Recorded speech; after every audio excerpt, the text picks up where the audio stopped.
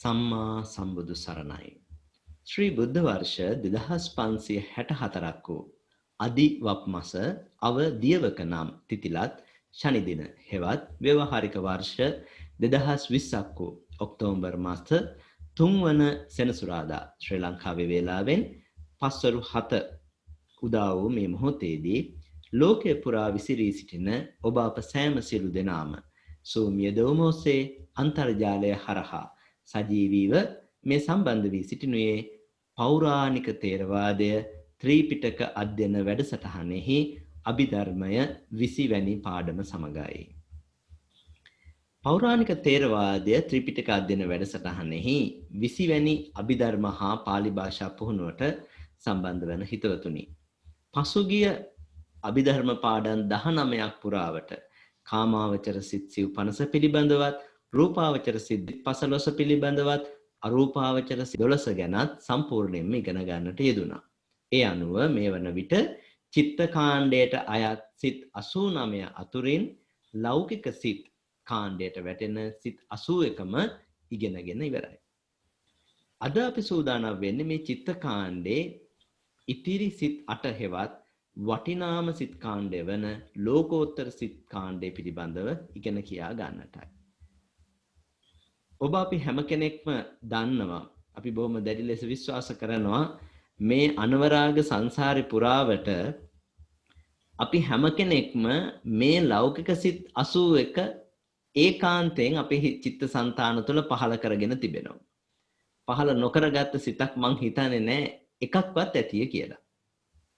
හැබැයි අපිට පහළ කරගන්න බැරි වෙච්ච සිත් තමයි මේ ලෝකෝත්තර සිත් කාණ්ඩය. ඒ නිසා වෙනුවෙන් මේ සිත් ටික ඉගෙන ගන්න එක මේ තරම්ම වටින්නේ.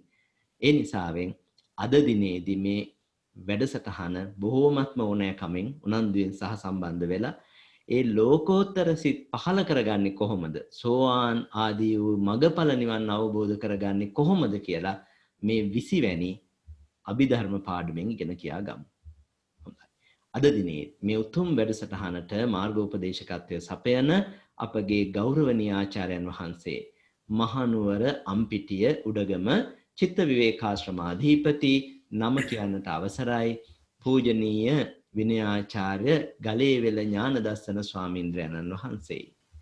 අපේ ගෞරවනීය ආරාධනය බොහෝමත්ම කාරුණිකව පිළිගෙන ඒ ගම්බීර වූ අභිධර්මාර්ථය අපිට වටහාගත හැකි ආකාරයෙන් විස්තර කර දෙමින් ඒ පරම ගම්භීර වූ ශ්‍රී සද්ධර්මය ජීවිතවල සැනසීම උදෙසාම අපට අවබෝධ කරවීම සඳහා කැපවන්නා වූ අපේ ගෞරවනීය ගුරු දේවෝත්තම ස්වාමීන්ද්‍රයාණන් වහන්සේව පාදාභිවන්දනීයව මේ උතුම් වැඩසටහනට පිළිගන්න සියලු දෙනාම මාත් සමගම එක්ව ස්වාමින් වහන්සේ වන්දනා කරන්න සූදානම් වෙමු. අවසරයි ස්වාමීනි. ඕකාස වන්දාමි භන්තේ සුඛී හොතු. ඕකාස ద్వාරත්තයේන කතං සබ්බං අච්චයං කමත මේ බන්තේ සාදු ඕකාස කමාමි භන්තේ සුඛී හොතු නිබ්බාන පච්චය හොතු. සුඛී හොතු නිබ්බාන පච්චය. ගෞරවනීය ස්වාමීන් වහන්සේ අද දවසේ මේ 20 වැනි අභිධර්ම පාඩම තුලින් ලෝකෝත්තර සිත් ටික පිළිබඳව දැන කියා ගන්නට බොහෝම පිරිසක් ලෝකේ රටවල් ගණනාවක සිට සහසම්බන්ධ වෙලා සිටිනවා. අප වෙත අනුකම්පාවෙන් මීළඟ අභිධර්ම පාඩම අපිට කියා දෙන මෙන් පාදාභිවන්දනීයව ඔබ වහන්සේට ආරාධනා කරනවා. අවසරයි ස්වාමීනි. හොඳයි අපි කවුරුත් নমස්කාර පාඨය කියමු.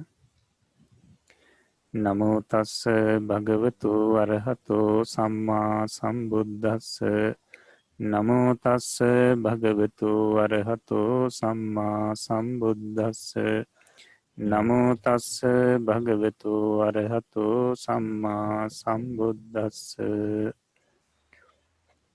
සෑම සියලු දෙනාටම තෙරුවන් සරණයි.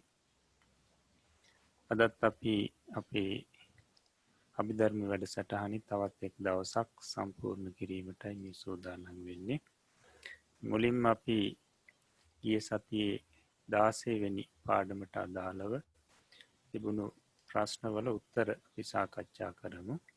ඉදිරියට තියෙන පිළිතුරු කවුරුත් ළඟට ගන්න අරගෙන බලන්න. හොඳයි. පළවෙනි ප්‍රශ්නේ. අරූපාවචර විපාකයි කියනුවේ කෙබඳු සිත්වලටද? පිළිතුර බලන්න. අරූප ධානලාභී පුජ්‍යලයාට මරණින් මතු ඒ කුසලයේ බලයෙන් අරූප භවයේ ඉපදීම් වශයෙන්ද ඒ භවය නොසිඳී පැවැත්මටද අරූප කුසලයට සමානව පහළවන්නා වූ සිත් අරූපාවචර විපාක නම් වේ. මේ ක්‍රමයෙන් ලියලා තියෙනවා නම් හරියක් දාගන්න. ඊළඟට දෙවෙනි ප්‍රශ්නය. රූපකයක් නැතිව සිත් පැවතිය හැක්කේ කෙසේද? පිළිතුර. රූපකය පරිහරණය කිරීමේ දුක දැක අරූපී ආත්ම භාවයක් ලැබීමේ බලාපොරොත්තුවෙන් උපදවන අරූප ධානයන්ට ලැබෙන විපාක සිත් රූපකයක් නැතිව පැවතිය හැකිසේ දියුණු වූ ඒවාය. එබැවින් එසේ දියුණු කළ සිත්වලට රූපකයක් නැතුව පැවතිය හැකිය. හොඳයි. මේ ක්‍රමයෙන් හෝ මීට ආසන්න ක්‍රමයකින් ලියලා තියෙනවා නම් හරි දාගන්න. තුන්වෙනි ප්‍රශ්නය. රූපයක් නැති ආත්ම භාවයේ හොඳ වන්නේ මක් නිසාද? පිළිතුර. රූපකයක් පරිහරණය කිරීම නිසා විඳින්නට වෙන ඉමක් කොනක් නැති දුක් එකකුදු නොමැති නිසාත් කාම සත්‍යයන්ට මෙන් අරූපී සත්‍යයන්ට ස්වකීය සැපේ වෙනුවෙන් පිටින් කිසිවක් වුවමනා නැති නිසාත්ය. හොඳයි. හතරවෙනි ප්‍රශ්නය. මත්තු ඉපදීමක් නැති රහතුන් අරූප ධාන උපදවන්නේ කුමකටද? නිරෝධ සමාපත්තියට සංවැදීමට හැකිවීම සඳහාය. හොඳයි. පස්වෙනි ප්‍රශ්නය බලමු. රූපාවචර අරූපාවචර සිත් දෙකොටසටම සාධාරණ නම කුමක්ද? මහග්ගත සිත් යන්නේ එක තමයි පිළිතුර. ඊළඟට 6 වෙනි ප්‍රශ්නය. ලෞකික කුසාසිත කොතෙක්ද කවරහුද? පිළිතුර. ලෞකික කුසාසිත 14කි 17යි. ඒවා නම් කාමාවචර කුසාසිත 8, රූපාවචර කුසාසිත 5, අරූපාවචර කුසාසිත 4. මේ ක්‍රමයෙන් ගත්තාම 17යි. හොඳයි. ඊළඟට 7 වෙනි ප්‍රශ්නය. ලෞකික විපාක කොතෙක්ද කවරහුද? ලෞකික විපාක දෙතිසකි කියන්නේ 32කි. ඒවා නම් අහේතුක විපාක සිත් 15. ඊළඟට සහේතුක කාමාවචර විපාක 8. ඊළඟට රූපාවචර විපාක 5. දැන් 5. ඊළඟට අරූපාවචර විපාක 4. ඒතකොට සියල්ල 32ක් වෙනවා. හොඳයි. ඊළඟට 8 වෙනි ප්‍රශ්නය. ක්‍රියාසිත කොතෙක්ද කවරහුද? පිළිතුර. ක්‍රියාසිත 20කි. ඒවා නම් අහේතුක ක්‍රියාසිත 3, සහේතුක කාමාවචර ක්‍රියාසිත 8, රූපාවචර ක්‍රියාසිත 5, අරූපාවචර ක්‍රියාසිත 4. එතකොට සියල්ලම සිත් 20යි. හොඳයි. ඒ ක්‍රමෙන් දීලා තියෙනවා නම් හරි දාගන්න. හොඳයි. ඊළඟට අපි බලමු අපේ අර සිත් බෙදීමට අනුව මේ ලෝකෝත්තර සිත් මොනවද කියන එක රූප සටහනක් ඇසුරු කරගෙන.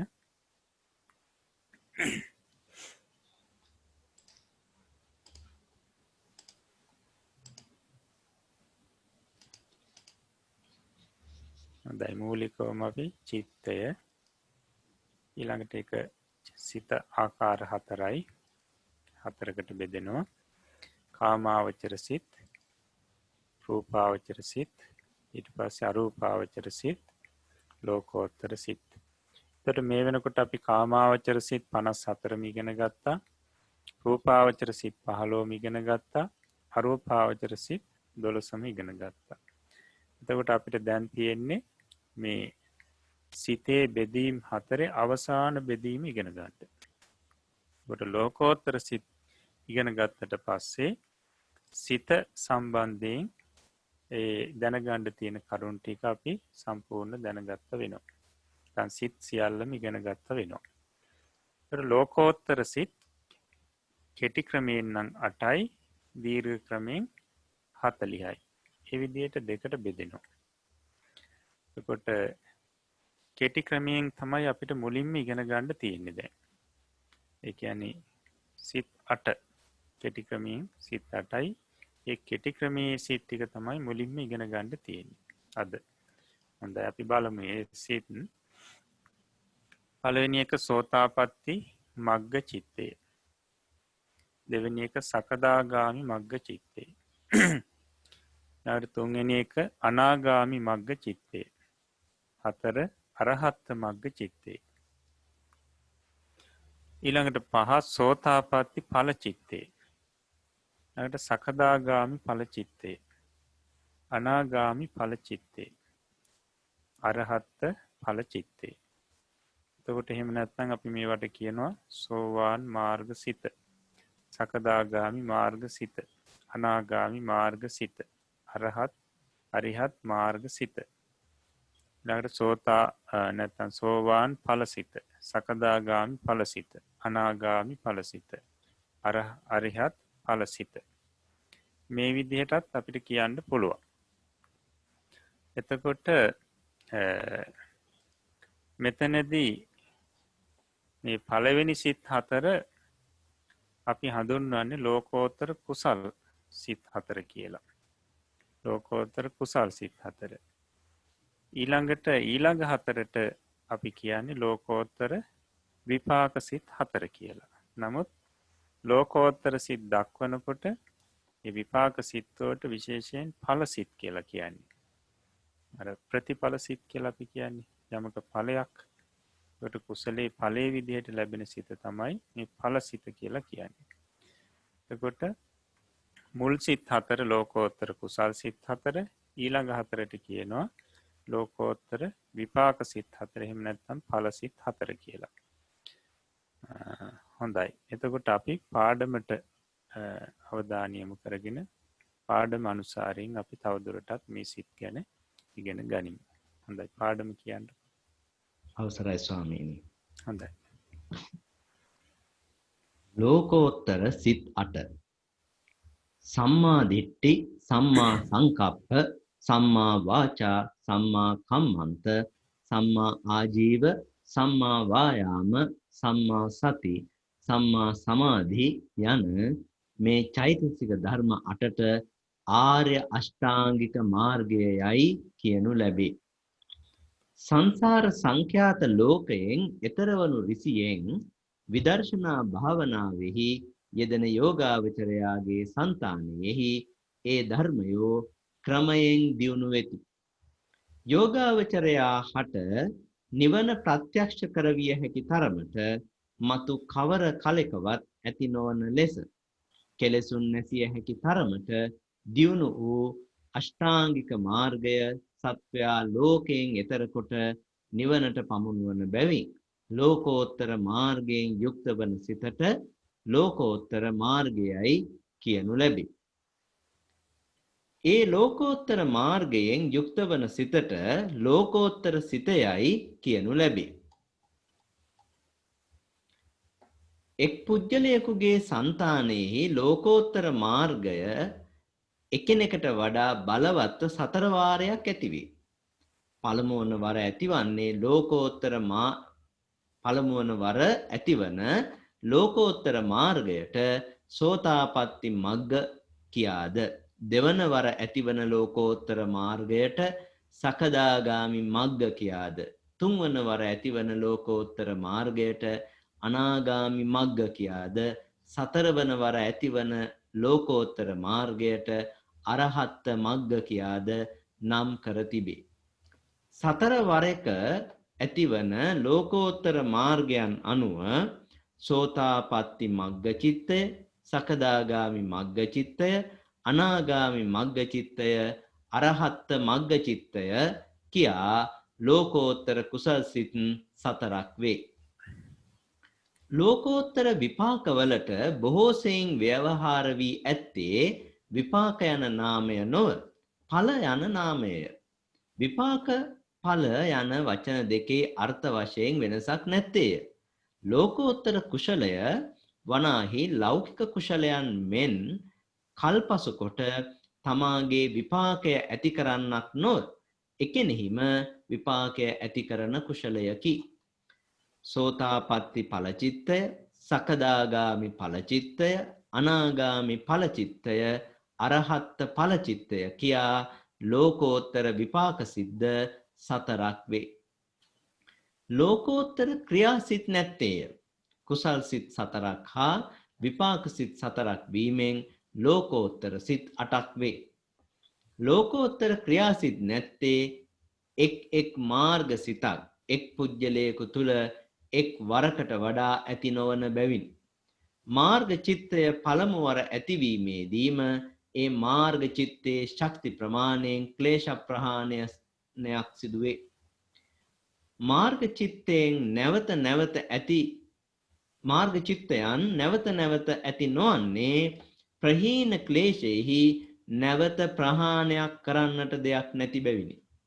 කාමාවචර සිත් 50ක්ද, රූපාවචර සිත් 15ක්ද, අරූපාවචර සිත් 12ක්ද, ලෝකෝත්තර සිත් 8ක්ද වීමෙන් කෙටි ක්‍රමයෙන් සිත් 89ක් හෙවත් 90ක් වේ. 90 චිත්තයෙහි අකුසල් 12ක්ද, කුසල් 21ක්ද, විපාක සතිසක්ද, ක්‍රියා 20ක්ද ඇත්තේය. ඒවා සොයාගත යුතුය.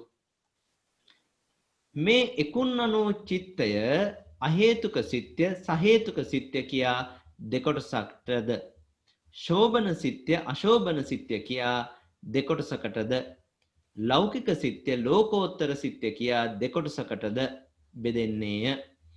ඒ කොටස් වලට අයත් සිත්වල ගණන් සොයාගත යුතුය.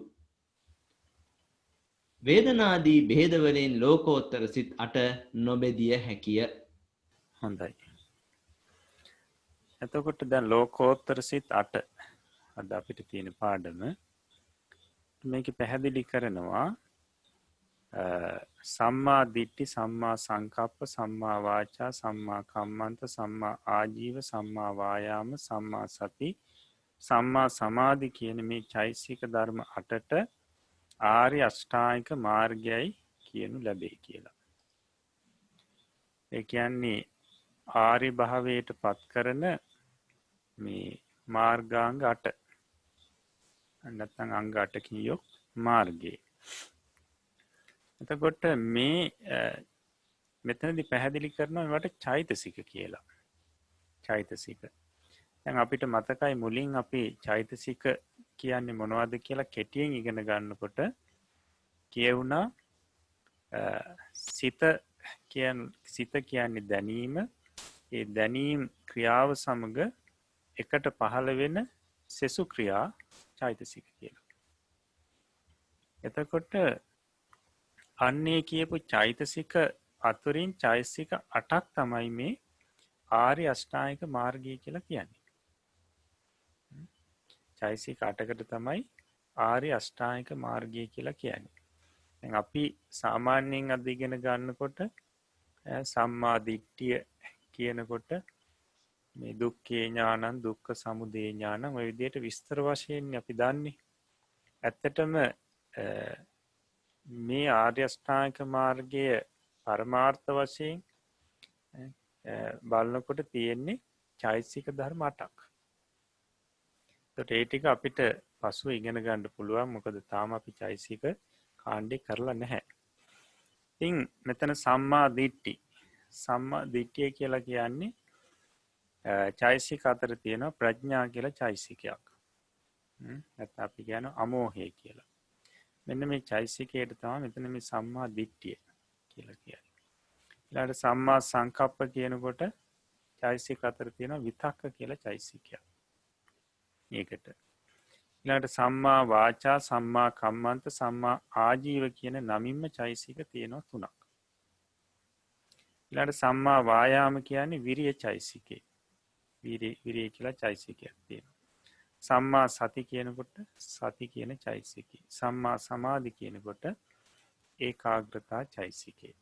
එතකොට සාමාන්‍ය ආර්ය අෂ්ටාංගික මාර්ගයේ මේ නම් වලින් දක්වන්නේ ඇත්තටම බලනකොට චෛසික ධර්ම 8කට තමයි මේ ආර්ය අෂ්ටාංගික මාර්ගය කියලා කියන්නේ. එතකොට බලවත්ව වැඩුණු මේ චෛසික ධර්ම 8කට ආර්ය අෂ්ටාංගික මාර්ගය කියලා කියනවා.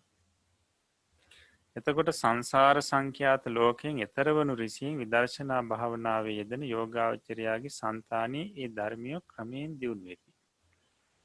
එතකොට මේ සම්මා දිට්ඨිය එහෙම නැත්නම් ප්‍රඥාව, විතක්ක, සම්මා සංකප්ප, විතක්ක ආදී මේ චෛතසිකය මේ විදර්ශනා භාවනා වඩනකොට ක්‍රමක්‍රමයෙන් මේවා දියුණු වෙන්න ගන්නවා. බලවත් වෙන්න ගන්නවා.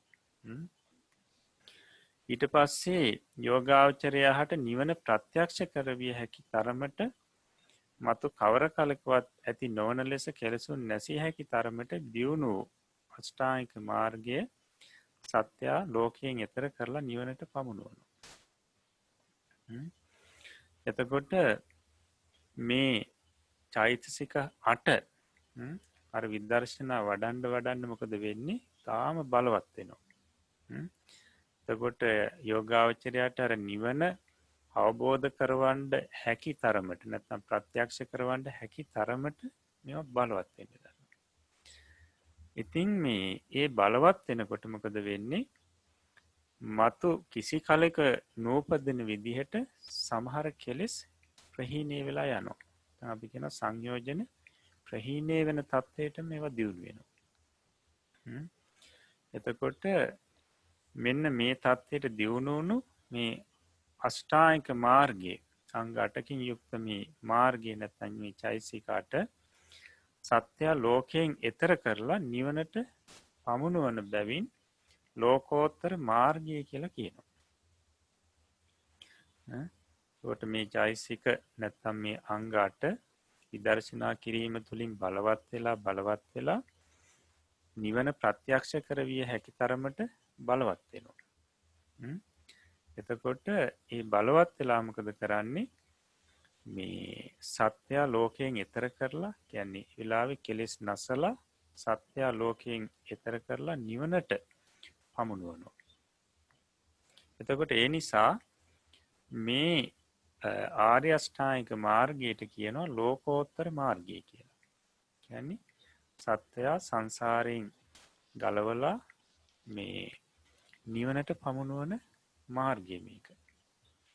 නිවනට පමුණුවන මාර්ගය නැත්නම් සත්‍ය ලෝකෝත්තර තත්ත්වයට පමුණුවන මාර්ගය.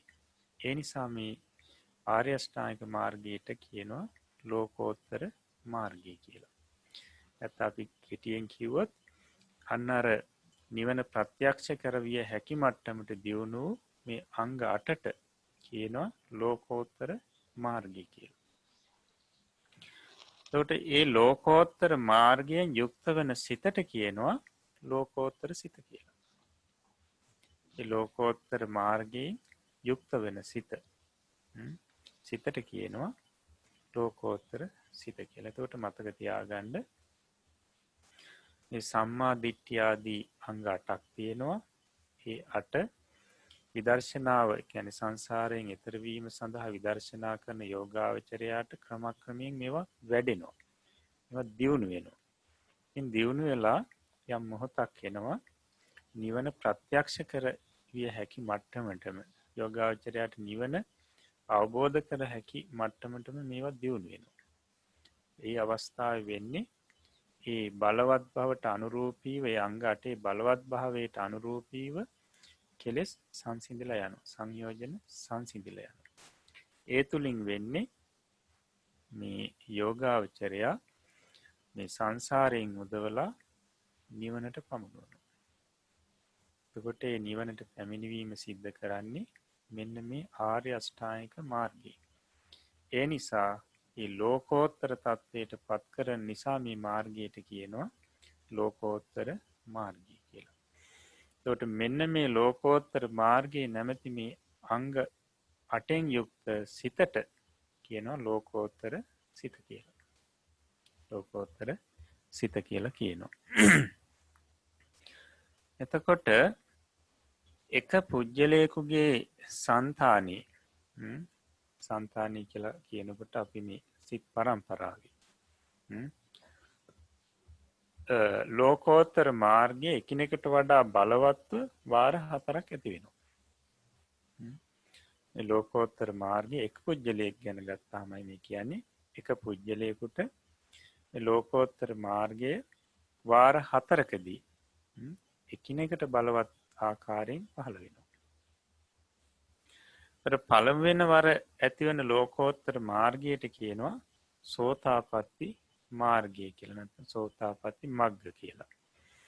දෙවෙනි වර ඇතිවන ලෝකෝත්තර මාර්ගයට කියනවා සකදාගාමි මග්ග කියලා. නැත්නම් සකදාගාමි මාර්ගය. තුන්වෙනි වර ඇතිවන ලෝකෝත්තර මාර්ගයට කියනවා අනාගාමි මග්ග නැත්නම් අනාගාමි මාර්ගය කියලා. හතරවෙනි වතාවේ ඇතිවන ලෝකෝත්තර මාර්ගයට කියනවා අරිහත් මග්ග කියලා. නැත්නම් අරහත් මග්ග කියලා නැත්නම් අරිහත් මාර්ගය කියලා. එතකොට මේ සතර වරක ඇතිවන ලෝකෝත්තර මාර්ගයන් අනුව සෝතාපට්ටි මග්ග චිත්තේ, සකදාගාමි මග්ග චිත්තේ, අනාගාමි මග්ග චිත්තේ, අරිහත් මග්ග චිත්තේ කියලා මේ ලෝකෝත්තර කුසල් 4ක් දක්වලා තියෙනවා. එතකොට මෙතන විශේෂයෙන් මතක තියාගන්න ඕනි එක පුජ්‍යලයකගේ సంతානයේ මේ ලෝකෝත්තර මාර්ගයේ පහළ වෙනවා අවස්ථා 4කදී. හැබැයි අවස්ථා 4දී මේ ලෝකෝත්තර මාර්ගයේ ශක්තිය එක හා සමාන නැහැ. මුල් අවස්ථාවට වඩා දෙවෙනි අවස්ථාවේ බොහොම බලවත්ව නැත්නම් ඒ චෛතසිකයන් බොහොම බලවත්ව පහළ වෙනවා දෙවෙනි අවස්ථාවේ. ඊට පස්සේ දෙවෙනි අවස්ථාවට වඩා තුන්වෙනි අවස්ථාවේදී මේ අංගයන් නැත්නම් මේ චෛතසිකයන් අර පෙරට වඩා බල සම්පන්නව පහළ වෙනවා. ඊට පස්සේ හතරවෙනි අවස්ථාව වෙනකොට තුන්වෙනි අවස්ථාවටත් වඩා බොහොම බල සම්පන්නව මේ අංග ටික පහළ වෙනවා මේ සිතත් එක්ක. එතකොට මුල් අවස්ථාවේදී පහළ වෙන විට මේ අංග 8 නැත්නම් මේ ලෝකෝත්තර මාර්ගය එතකොට ඊට අනුරූපීව තමයි සංයෝජන නැති වෙන්නේ. ඊට දෙවෙනි අවස්ථාව වෙනකොට ඊට වඩා බලවත්. එතකොට බලවත් සංයෝජන නැති වෙනවා මේ අවස්ථාවේදී. තුන්වෙනි අවස්ථාව වෙනකොට ඊටත් වඩා බලවත්. හතරවෙනි අවස්ථාව වෙනකොට ඊටත් වඩා බලවත්. හතරවෙනි අවස්ථාව වෙනකොට සංයෝජන සියල්ලක්ම කිසිම කලක නූපදින විදියට ප්‍රහීණය වෙලා යනවා.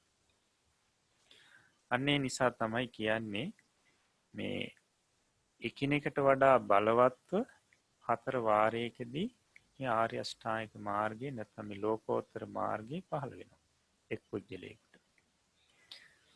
හොඳයි. ඊට පස්සේ ලෝකෝත්තර විපාක වලට බොහෝ සෙයින් ව්‍යවහාර වී ඇත්තේ විපාක යන නාමයෙන් නොව ඵල යන නාමයෙන්. ඒකට අපි දැන් මෙතෙක් කතා කරපු සිත්වලදී අපි ඉගෙන ගත්තේ කුසල් සිත, විපාක සිත, ක්‍රියා සිත. මේ විදිහටනේ. නමුත් මෙතනදී මේ ලෝකෝත්තර විපාකවලට මේ කුසල් නිසා ලැබෙන විපාකවලට විපාක කියන නාමයෙන් නෙවෙයි ගොඩක් දුරට මේ ලෝකෝත්තරදී භාවිතා වෙන්නේ. ඵල කියන නාමයෙන්. නමුත් ඉතින් මේ විපාක කියන වචනේ ඵල කියන වචනේ අර්ථයේ වෙනසක් නැහැ. අර්ථ වශයෙන් වෙනසක් නැහැ. එතකොට ලෝකෝත්තර කුසලය මේ ලෞකික කුසල් වගේ මේ කල් ගත වෙලා විපාක දෙන කුසලයක් නෙවෙයි. ඒ මොහොතේදීම විපාකේ ලැබෙනවා. ඒ නිසා අපි අර ධර්ම රත්නී ගුණ කියනකොට අකාලික කියලා කියන්නේ. අකාලික කියලා කියන්නේ කල් නොයවාම විපාක ලැබෙනවා. ලෝකෝත්තර කුසල් වලදී වෙන්නේ ඒ කුසල් සිත පහළ වෙලා නිරුද්ධ වෙනකොටම විපාක ලැබෙනවා. විපාක සිත් පහළ වෙනවා. දැන් අපි රූපාවචර කුසලයක් කරොත් ධානයක් වැඩුවොත් ඒකේ විපාක ලැබෙන්නේ රූපාවචර බ්‍රහ්ම ලෝකෙ උපදිනකොට විපාක සිත් පහළ වෙන්නේ. හැබැයි ලෝකෝත්තර කුසල් සිත් උපදවා ගත්තොත් ඒ මොහොතේදී ඊට අනතුරුව විපාක ලැබෙනවා. ලෝකෝත්තර වලදී විපාක ලැබෙන අවස්ථාව කියලා කියන්නේ අර ධාන සිතක් උපදවලා විපාක ලැබෙනකොට රූප ලෝකේ ඉපදිනවා වගේ නෙවෙයි. වෙනම ඉපදීමක් සිද්ධ වෙන්නේ නැහැ මේ අවස්ථාවේදී. ඒ කුසලයේ විපාකේ ලැබෙනකොට නැවත ගිහිල්ලා තැනක උපදිනවා නෙවෙයි. ඒ විපාකේ කුසාසිතට අනතුරුවම ලැබෙනවා. එතකොට විපාක සිත් හතරක් තියෙනවා අර මාර්ග සිත් 9න්ම. මොකද සෝතාපට්ටි ඵල චිත්තය, සකදාගාමි ඵල චිත්තය, අනාගාමි ඵල චිත්තය, අරිහත් ඵල චිත්තය කියලා. එතකොට අපි මෙතෙක් ඉගෙන ගත්තු දැන් කුසල් සිත් කාමාවචර කුසල් සිත් වේවා, රූපාවචර කුසල් සිත් වේවා, අරූපාවචර කුසල් සිත් වේවා, මේ සිත් ඉගෙන ගන්නකොට මේවල විපාක සිත් කතා කරා, ඊට පස්සේ ක්‍රියාසිත කතා කරා. නමුත් මේ ලෝකෝත්තර ක්‍රියාසිත කියලා කොටසක් නැහැ. ලෝකෝත්තර සිත් තියෙන්නේ කුසල් සිත් සහ ඵල සිත්. නැත්නම් මාර්ග සිත් සහ ඵල සිත්. ක්‍රියාසිත නැහැ.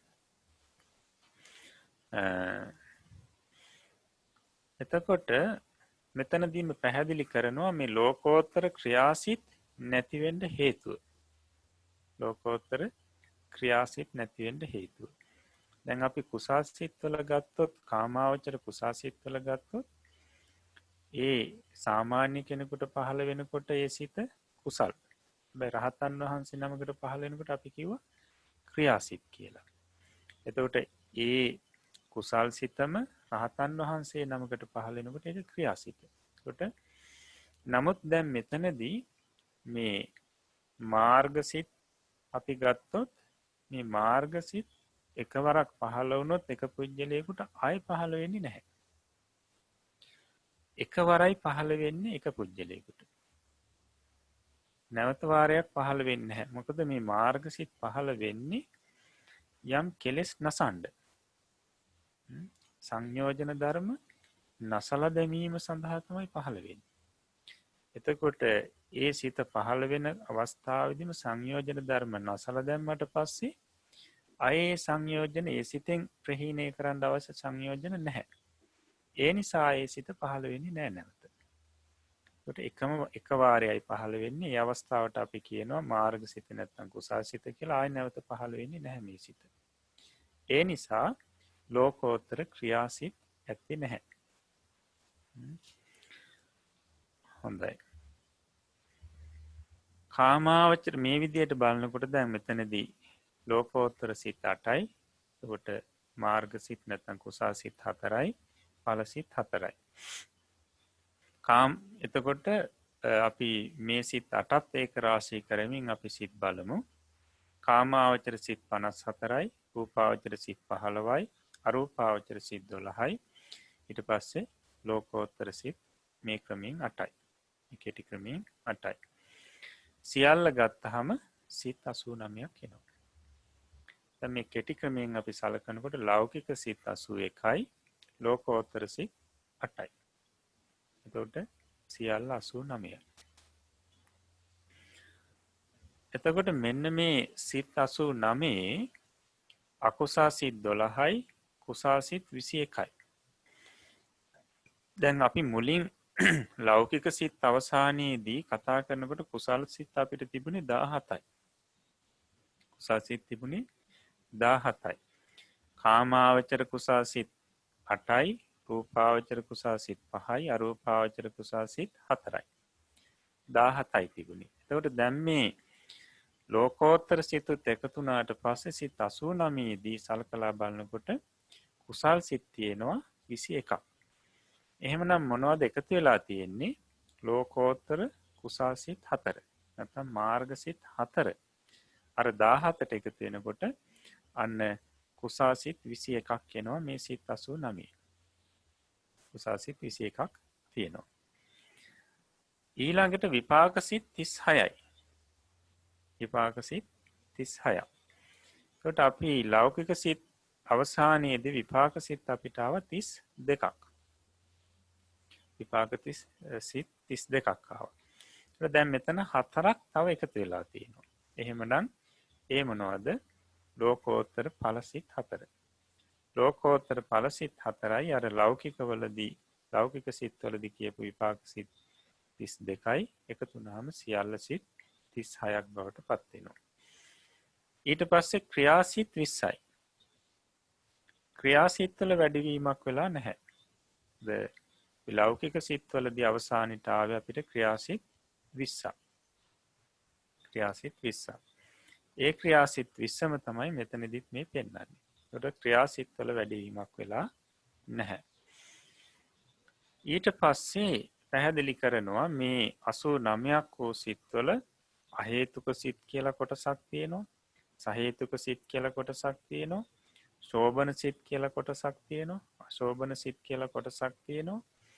ඊට පස්සේ ලෞකික සිත්, ලෝකෝත්තර සිත් වශයෙන් දෙකට බෙදන්න පුළුවන්.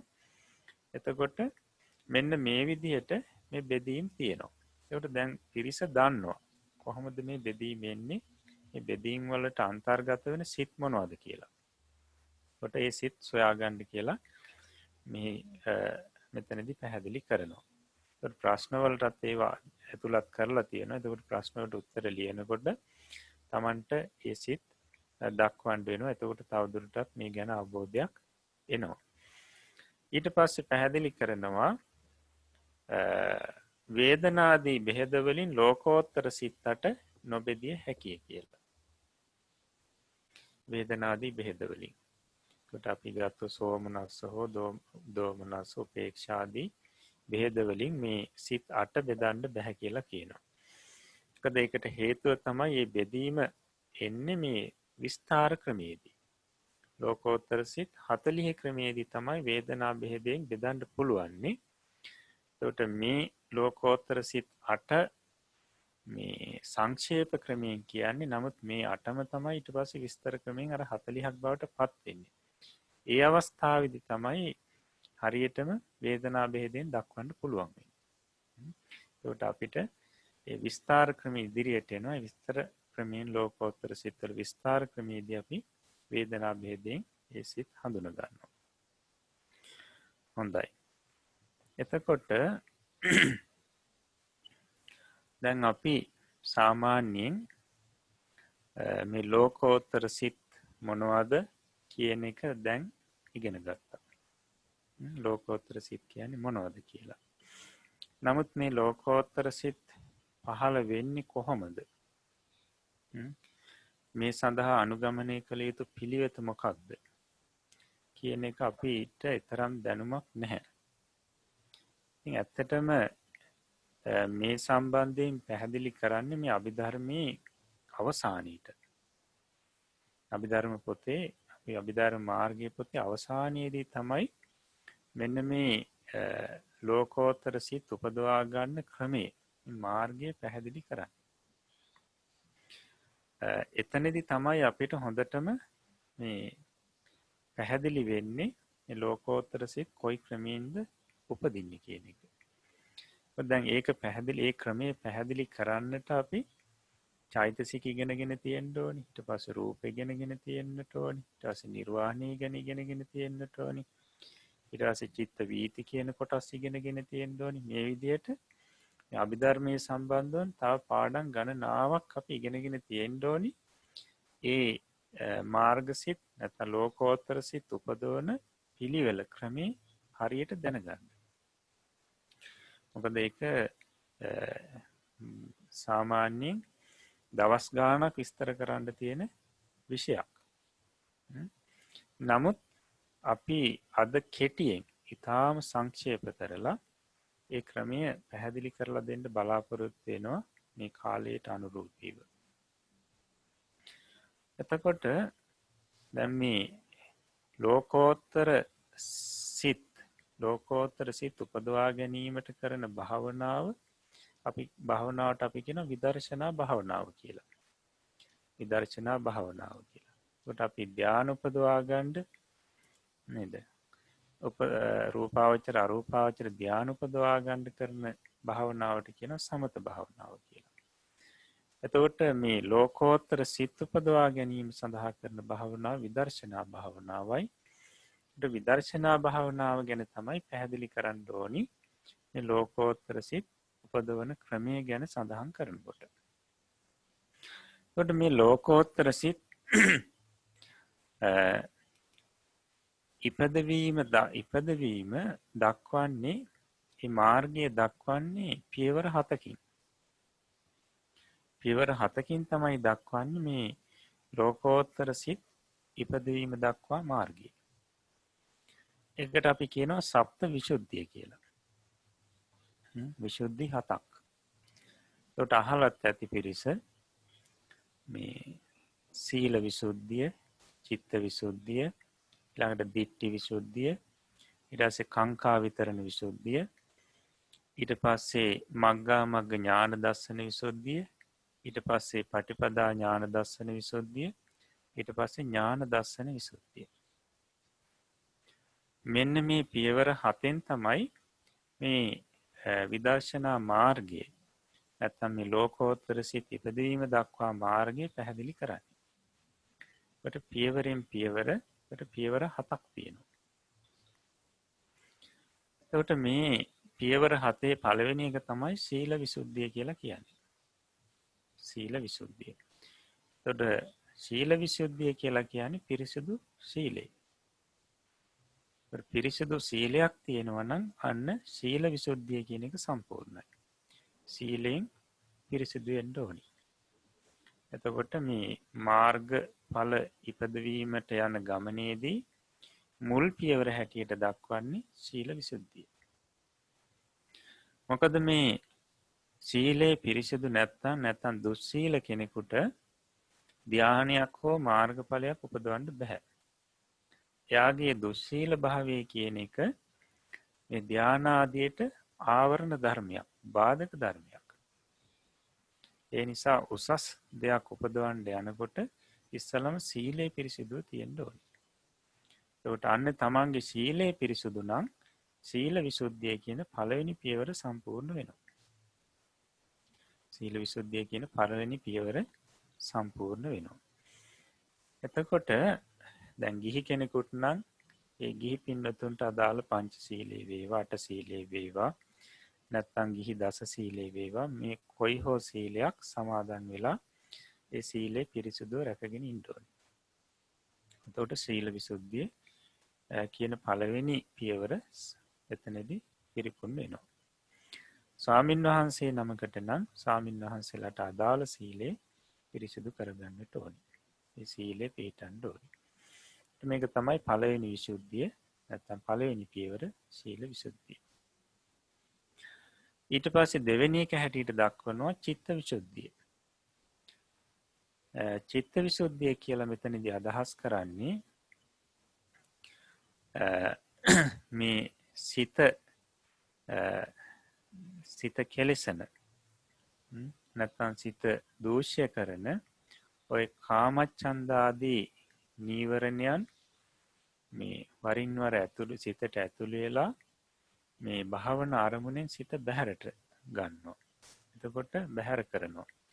එතකොට මෙන්න මේ විදිහට මේ සිත බැහැර කරන කාමච්ඡන්දයන් යටපත් කරලා භාවනා අරමුණේම සිත පවත්වන බලවත් සමාධියට තමයි කියන්නේ, ඒකාග්‍රතාවයට තමයි කියන්නේ චිත්ත විසුද්ධිය කියලා. ඒක තවත් ක්‍රමයකින් කියනවා නම් උපචාර සමාධිය, ඒ වගේම අර්පණා සමාධි කියන මෙන්න මේ කොටස් ටිකට තමයි මෙතන චිත්ත විසුද්ධිය කියලා කියන්නේ. උපචාරා අට සමාපත්තියෝ කියලා කියන්නේ. ඒ කියන්නේ උපචාර සමාධියත් ඊට පස්සේ ප්‍රථම ධ්‍යාන, ဒုတိ ය ධ්‍යාන, තෘතිය ධ්‍යාන, චතුර්ථ ධ්‍යාන, ඊට පස්සේ අරූපාවචර 4 කියන මෙන්න මේ සමාධි 8. මේ සමාධි 8ත් උපචාර සමාධියක් කියන සමාධි 9. මේ සමාධියක් ලැබලා තියෙනවා නම් අන්න චිත්ත විසුද්ධිය සම්පූර්ණයි කියලා කියනවා. සිතේ පිරිසුදු භාවයේ නීවරණ යටපත් වුණු සිතේ පිරිසුදු භාවයක් තිබීම, සමාධියක් තිබීම තමයි චිත්ත විසුද්ධිය කියලා කියන්නේ. එතකොට දැන් සමහර වෙලාවට සමාධි භාවනා නොකොට විදර්ශනා භාවනාම කරන පිරිසුත් ඉන්නවා. එතකොට ඒ පිරිස විදර්ශනා කරනකොටම ඒ පිරිසට විදර්ශනා භාවනා කරනකොටම සමාධියක් යම් සමාධියක් ඇති වෙනවා. සිතේ එකඟතාවයක් ඇති වෙනවා. එතකොට ඒ සමාධියට තමයි ඒ විදර්ශනා පමණක් කරන කෙනාගේ ඒ සමාධියට කියනවා චිත්තවිසුද්ධිය කියලා. ඒ සමාධිය චිත්තවිසුද්ධිය හැටියට සලකනවා. එතකොට මෙන්න මේ සීල විසුද්ධිය කියන්නේ මේකේ පළවෙනි පියවර, දෙවෙනි එක චිත්තවිසුද්ධිය. චිත්තවිසුද්ධිය කියනකොට උපචාර සමාධිය හෝ අර්පණා සමාධි 8න් යුක්ත වීම මේකකින් යුක්ත වීම චිත්තවිසුද්ධිය. එතකොට ඇත්තටම විදර්ශනාවට මේ සීල විසුද්ධිය සහ චිත්තවිසුද්ධිය කියන එක මේ පදනම. තාම විදර්ශනා පටන් ගත්තේ නැහැ. තාම මූලික පදනම මූලික මේ මුල් පියවර දෙක කියලා කියන්නේ හරියට කෙනෙකුට පොළවේ හිට ගන්නට නම් පොළව කියන එක තියෙන්න ඕනේ. හිතා ගන්න උපකාරයේ වෙන පොළව තියෙන්න ඕනේ. හරියට මේ විදර්ශනාවේදී මේ ලෝකෝත්තර මාර්ග ඵල ඉපදවීමේ ගමනේ පොළව වගේ තමයි මේ මුල් විසුද්ධි දෙක. ඊට පස්සේ එනවා දිට්ඨි විසුද්ධිය, තුන්වෙනි පියවර. දිට්ඨි විසුද්ධිය කියලා කියන්නේ මේ නාම රූප ධර්මයන් මේ තත්වාකාරයෙන් දැක ගන්නා වූ ආත්ම දෘෂ්ටිය යටපත් කරන ඥානීයට තමයි දිට්ඨි විසුද්ධිය කියලා කියන්නේ. එහෙම නැත්නම් අපි කියනවා නාම රූප ධර්මයන් තත්වාකාරයෙන්ම ඥානෙ නුවණ. ඒක කියනවා දිට්ඨි විසුද්ධිය කියලා. තුන්වෙනි පියවර. තුන්වෙනි විසුද්ධිය. එතකොට මෙතනදී මේ නාම රූප කියන ඒවා තාම අපි ඉගෙනගෙනත් නැහැ. එතකොට මෙතන නාම කියලා අදහස් කරන්නේ ඇත්තටම චිත්ත චෛසික ධර්ම. රූප කියලා අදහස් කරනකොට රූප මේ අපි ඉදිරියට ඉගෙන ගන්න රූප ටික. එතකොට මෙන්න මේ කියන නාම රූප ධර්මයන් හරි ආකාරයෙන්ම අවබෝධ කරගන්න ඕනේ. එතකොට මෙතන නාම රූප කියනකොට දැන් නාම කොටසට ගැනෙනවා සිත් සහ චෛතසික. ඒකට ඇත්තටම විදර්ශනා කරනකොට මේ නාම හැටියට සලකලා මෙතන ගන්න විදර්ශනාවට ගන්නේ ලෞකික ධර්ම ටික විතරයි. ලෝකෝත්තර කුසල් සිත් හෝ ඒවල යෙදෙන චෛතසික ධර්ම ගන්නේ නැහැ. ලෞකික සිත් ටික ඒවල යෙදෙන චෛතසික තමයි විදර්ශනාවට ගන්න. නැත්නම් අපි අනිත්‍ය දුක්ඛ අනාත්ම කියලා මෙනෙහි කිරීමට අපි භාජනය කරගන්නේ මේ අරමුණු කරගන්නේ ලෞකික ධර්ම විතරයි. ඒ ලෞකික ධර්ම තුලින් තමයි අවබෝධ කරගෙන තමයි ලෝකෝත්තර තත්ත්වයට යන්නේ. එතකොට දැන් නාම කියලා කියනකොට අපි දැනට ඉගෙනගෙන තියෙනවා සිත් ලෞකික සිත් 81ක්. ඒකට ඒ 81ම ආයිත් වෙන්නේ නාම කියන ගණයට. ඊට පස්සේ අපිට ඉගෙන ගන්න තියෙනවා චෛසික 52ක්. එතකොට මේ චෛසික ටික මේ ලෞකික සිත්වල පහළ වෙන චෛසික ටික නාම හැටියට සලකනවා. ඊළඟට රූප අපි ඉගෙන ගත්තේ නැහැ. රූප ටික රූප හැටියට සලකනවා. එතකොට මෙන්න මේ නාම රූප කියන දෙකොට්ටාසේ හරි ආකාරයෙන් අවබෝධ කරගන්නවා.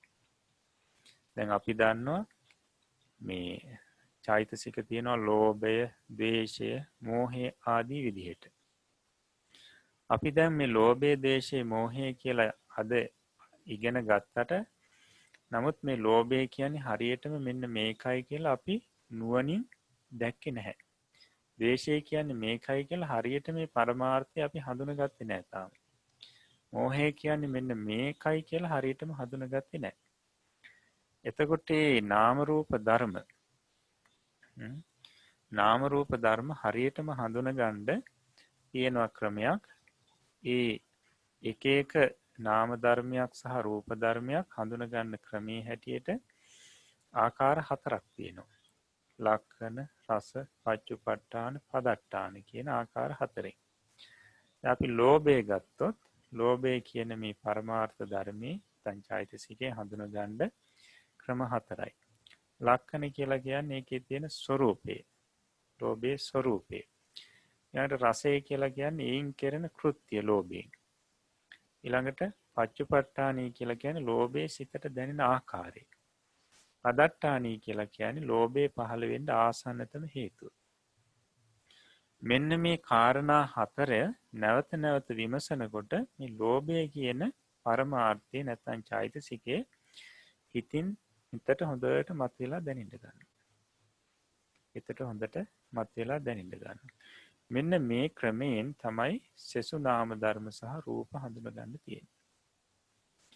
එතකොට මේ හඳුනා ගන්නකොට අර අපි හිතමුකෝ උපචාර සමාධිය හෝ එහෙම නැත්නම් අපි කියන ඔය ධ්‍යාන සමාධි පදවලා තියෙන කෙනාට කෙනෙක් නම් අප ප්‍රථම ධ්‍යාන පදවලා තියෙන කෙනෙක් නම් එයාට පුළුවන් සමාධියට සමවැදිලා ඒ සමාධියෙන් නැගී ඉඳලා අන්න අර ආකාර හතරෙන් නාම ධර්ම රූප ධර්ම හඳුනා ගන්න.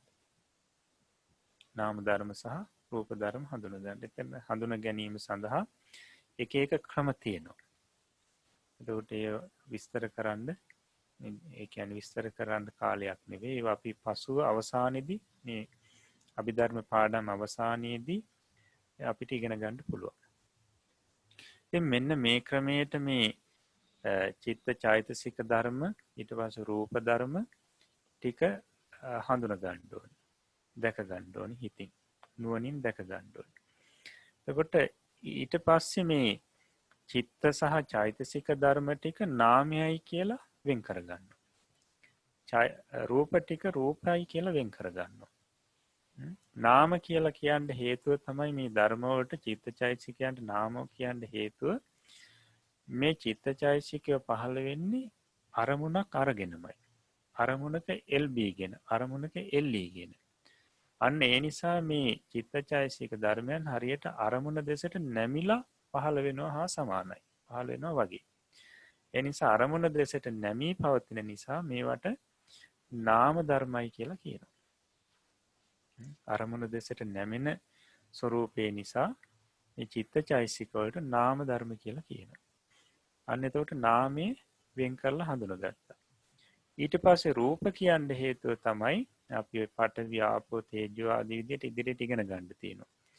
ඒවට තමයි රූප කියලා කියන්නේ. රූප කියන්න හේතුව තමයි ඒව සීත උෂ්ණ ආදී නිසා මේවා වෙනස් වෙනවා. ඒ නිසා ඒවට රූප කියලා කියනවා. අන්න එතකොට අර චිත්තචෛතසිකයන් හඳුනා ගන්නකොට යෝගාවචරයට තේරෙනවා මේවා මේ අරමුණ දෙසට නැමෙන ස්වરૂපයෙන් යුතු නිසා මේවා නාම. ඊට පස්සේ රූප පඨවි ආපෝ තේජෝ ආදී මේ සීතෝෂ්ණ නිසා වෙනස් වෙන ධර්ම. ඒ නිසා මේවා රූපයි කියලා හඳුනා ගන්නවා. ඒකට නාමය කියලා කියන්නේ නාමයට, රූපය කියන්නේ රූපයට. ඒකට නාම රූප කියන්නේ දෙකොට්ටාසයක්. කොට්ටාස දෙකක් කියලා හොඳින් දැනගන්නවා. එතකොට මෙන්න මේක මේ නාම රූප ධර්මයන් හඳුනා ගන්න මොකද වෙන්නේ? කලින් හිතාගෙන හිටපු මේ මම නැත්තම් සත්‍යයක පුජ්‍යලයක කියලා හිතාගෙන හිටපු ස්වરૂපය මේ වැරදි දැක්ම යටපත් වෙන්න ගන්නවා. වැරදි දැක්ම යටපත් වෙන්න ගන්නවා. හුදෙක් තියෙන්නේ මේ නාම රූප ධර්ම කියන කොටාස දෙකක් විතරයිනේ කියන අවබෝධය එනවා. සත්‍යයක් මේවා තුල සත්‍යයක් නැහැ. මේ නාම රූප දෙකොටාසේ සත්‍යයේ පුජ්‍යලයක් නැහැ. හුදෙක් මේ නාම රූප විතරයි තියෙන්නේ. එතකොට මම කියලා හෝ ආත්ම වශයෙන් හෝ ගන්න දෙයක් ඇත්තේ නැහැ කියලා මෙන්න මේ අවබෝධය ඇති වෙනවා. එතකොට නාම රූප ධර්මයන් විදිහටම ඒවත් තත්තාකාරයෙන් ඒවල ස්වરૂපයට අනුරූපීවම දකිමින් ඊට පස්සේ මේ ආත්ම සංඥාව යටපත් වෙන ඥානයට තමයි කියන්නේ දිට්ඨි විසුද්ධිය කියලා. නැත්නම් අපි නාම රූප පරිච්ඡේද ඥානයි කියලා කියනවා. එතකොට මේ දිට්ඨි විසුද්ධිය සම්පූර්ණ කරගත්තට පස්සේ මේ කියන්නේ තුන්වෙනි පියවර සම්පූර්ණ කරගත්තට පස්සේ ඊළඟට තියෙන්නේ කාංකා විතරණ විසුද්ධිය කියලා මේ හතරවෙනි පියවර. කාංකා විතරණ විසුද්ධිය. ඒකට කාංකා විතරණ විසුද්ධිය කියලා කියන්නේ දැන් මේ දැකගත්තු හඳුනාගත්තු නාම රූප ධර්මයන් සම්බන්ධව සැක ශාංකා තියෙන්න පුළුවන්. මොකද මේ ධර්මයන් අතීතයේ තිබුණද අනාගතයේ තියෙනවද? එතකොට මේ ධර්මයන් ඇති වුණේ ඇති වෙන්නේ කොහොමද? දෙවියෙක් විසින් මැව්වද? නැත්නම් ඉබේම ඇති වෙනවද? ඉතින් මේ විදිහේ මේ සම්බන්ධයෙන් සැක තියෙනවා. එතකොට මෙන්න මේ සැකයන් දුරු කරන කියන්නේ අතීත අනාගත වර්තමානයේ තියෙන තුන් කාලයටම ඇති මේ නාම රූප ධර්මයන් සම්බන්ධයෙන් තියෙන සැක දුරු කරමින් මේ නාම රූප ධර්මයන්ගේ උත්පත්ති හේතු දක්නා නුවණට කියනවා මේ කාංකා විතරණ විසුද්ධිය කියලා. කාංකා විතරණ විසුද්ධිය. එතකොට දැන් අර දිට්ඨි විසුද්ධිය තුලින් නාම රූප ධර්මයන් විදිහටම හඳුනාගත්තා. මේ සත්ත්ව පුජ්‍යල ස්වરૂපයක් නැති බව තේරුම් ගත්තා. අවබෝධය ලැබුණා. ඊට පස්සේ මේ කාංකා විතරණ විසුද්ධියේදී කරන්න තියෙන්නේ නාම රූප ධර්මයන්ගේ හේතු මේවා පහළ වෙන්න හේතු ඇති වෙන්න හේතු හඳුනා ගැනීම. අන්න ඒ සඳහා තමයි කරන්නේ ඔය පටිච්ච සමුප්පාදේ සම්මර්ෂණය කිරීම. පටිච්ච සමුප්පාද ක්‍රමය මෙතනදී අනුගමනය කරනවා. දැන් ගත්තොත් තමන් කියලා ඇත්තටම කියන්නේ නාම රූප ධර්ම. අපි දැන් මේ භවයේ ගත්තොත් නාම රූප ධර්ම. ඒතකොට නාම රූප ධර්මයන්ට හේතුව මොකද්ද? විඥානය. නේද? විඥානයට හේතුව මොකද්ද? සංස්කාර. සංස්කාර වලට හේතුව මොකද්ද? අවිද්‍යාව. ඔන්න ඔය විදිහට මේ නාම රූප ධර්මයන් ඇතිවීමේ හේතුව ඇතිවීමේ සැබෑ හේතු මේ පටිච්ච සමුප්පාදාදී ඔස්සේ හඳුනා ගන්නවා. අන්න එහෙම හඳුනා ගන්නකොට දකින්නවා වර්තමානයේ මේ නාම රූපයන්ට හේතුව මේවා. ඒකට අතීතයේත් පහළ වුණේ මේ නාම රූප. ඒවටත් හේතුව මෙන්න මේවා. අනාගතයේත් පහළ වෙන්නේ සත්‍ය පුජ්‍යලියෝ නෙවෙයි මේ නාම රූප ධර්මයි. ඒවට හේතුවත් මෙන්න මේ හේතුම තමයි. එතකොට මේ හේතු නිසා තමයි මේ නාම රූප ධර්මයන් නැති වෙන්නේ. අන්න මේ විදිහට අවබෝධ කරගන්නකොට මේ නාම රූප ධර්මයන් දෙවියෙක් මැව්වා කියලා තියෙන මේ වගේ දෘෂ්ටි ඇති වෙනවා නම් මේවා මේ දෘෂ්ටි නැති වෙලා යනවා. ඊට පස්සේ නාම රූප ධර්මයන් ඉබේම ඇති වුණා කියන දෘෂ්ටියක් තිබුණා නම් ඒවත් නැති වෙලා යනවා. අන්න එතකොට තුන් කාලයටම ඇති නාම රූප ධර්මයන් සම්බන්ධයෙන් ඒ තියෙන සැක සියල්ලම දුරු වෙනවා. දැන් කෙනෙකුට අතීතේ මං හිටියාද අනාගතේ ඉන්නවද අතීතේ මං කොහොමද හිටියේ කියලා මේ විදිහට සැක එන්න පුළුවන්. හැබැයි මේ පටිච්ච සමුප්පාදාදී ඔස්සේ මේ නාම රූප ධර්මයන්ගේ හේතු බලනකොට ඒ සැක සංකා දුරු වෙලා යනවා. මම කියලා හෝ කෙනෙක් අතීතේ හිටියේ නැහැ. තිබුණේ නාම රූප ධර්ම විතරයි. ඒව පහළ වෙන්න හේතු මෙන්න මේවයි කියලා හඳුනා ගන්නවා. එතකොට මෙන්න මේ හඳුනා ගැනීම වශයෙන් පවතින ඥානයට තමයි කාංකා විතරණ විසුද්ධිය කියලා කියන්නේ. දැන් එතකොට සීල විසුද්ධිය, චිත්ත විසුද්ධිය, ditthi විසුද්ධිය, කාංකා විතරණ විසුද්ධිය කියලා පියවර 4ක්. විසුද්ධි 4ක් අපි පැහැදිලි කරගත්තා. දැන් එතකොට මේ යෝගාවචරය නාම රූප ධර්මත් හඳුනාගත්තා. නාම රූප ධර්මයන්ගේ පහළ වීමේ හේතුත් හඳුනාගත්තා. නාම රූප ධර්මයන්ගේ පහළ වීමේ හේතුත් හඳුනාගත්තා. ඊළඟට තියෙන්නේ මේ මග්ගා මග්ග ඥාන දර්ශන විසුද්ධිය. මග්ගා මග්ග ඥාන දර්ශන විසුද්ධිය කියලා කියන්නේ ඉදිරියට විදර්ශනා කරගෙන යනකොට මේ විදර්ශනා මාර්ගයෙන් බැහැර කරවන යම් බාධා එනවා. උපක්ලේශ කියලා අපි කියනවා මේවට. එතකොට මෙන්න මේ උපක්ලේශ ආවට පස්සේ උපක්ලේශ මැඩගෙන මේ උපක්ලේශයන්ට ගොදුරු වීම මේ මාර්ගයෙන් පිටපැනීමක්. ඒක නෙවෙයි මෙන්න මේකයි මාර්ගය කියලා. මේ මාර්ගය සහ නොමග දන්නා නුවණට තමයි දැනගන්නා නුවණට තමයි මග්ගා මග්ග ඥාන දර්ශන විසුද්ධිය කියලා කියන්නේ. එතකොට මේ මග්ගා මග්ග ඥාන දර්ශන විසුද්ධිය ඇති කරගන්න කරන්න තියෙන්නේ දැන් අර හේතු සහිතව නාම රූප ධර්මයන් හඳුනගත්තනේ. ඒවල හේතුත් එක්කම දැන් මේ යෝගාවචරයට ඊට පස්සේ කරන්න තියෙන්නේ මේ නාම රූප ධර්මයන් ත්‍රිලක්ෂණයට නංවන එක. ත්‍රිලක්ෂණයට නංවනවා. ඒ කියන්නේ නාම රූප ධර්මයන් අනිත්‍ය වශයෙන්, දුක්ඛ වශයෙන්, අනාත්ම වශයෙන් මෙනෙහි කරනවා.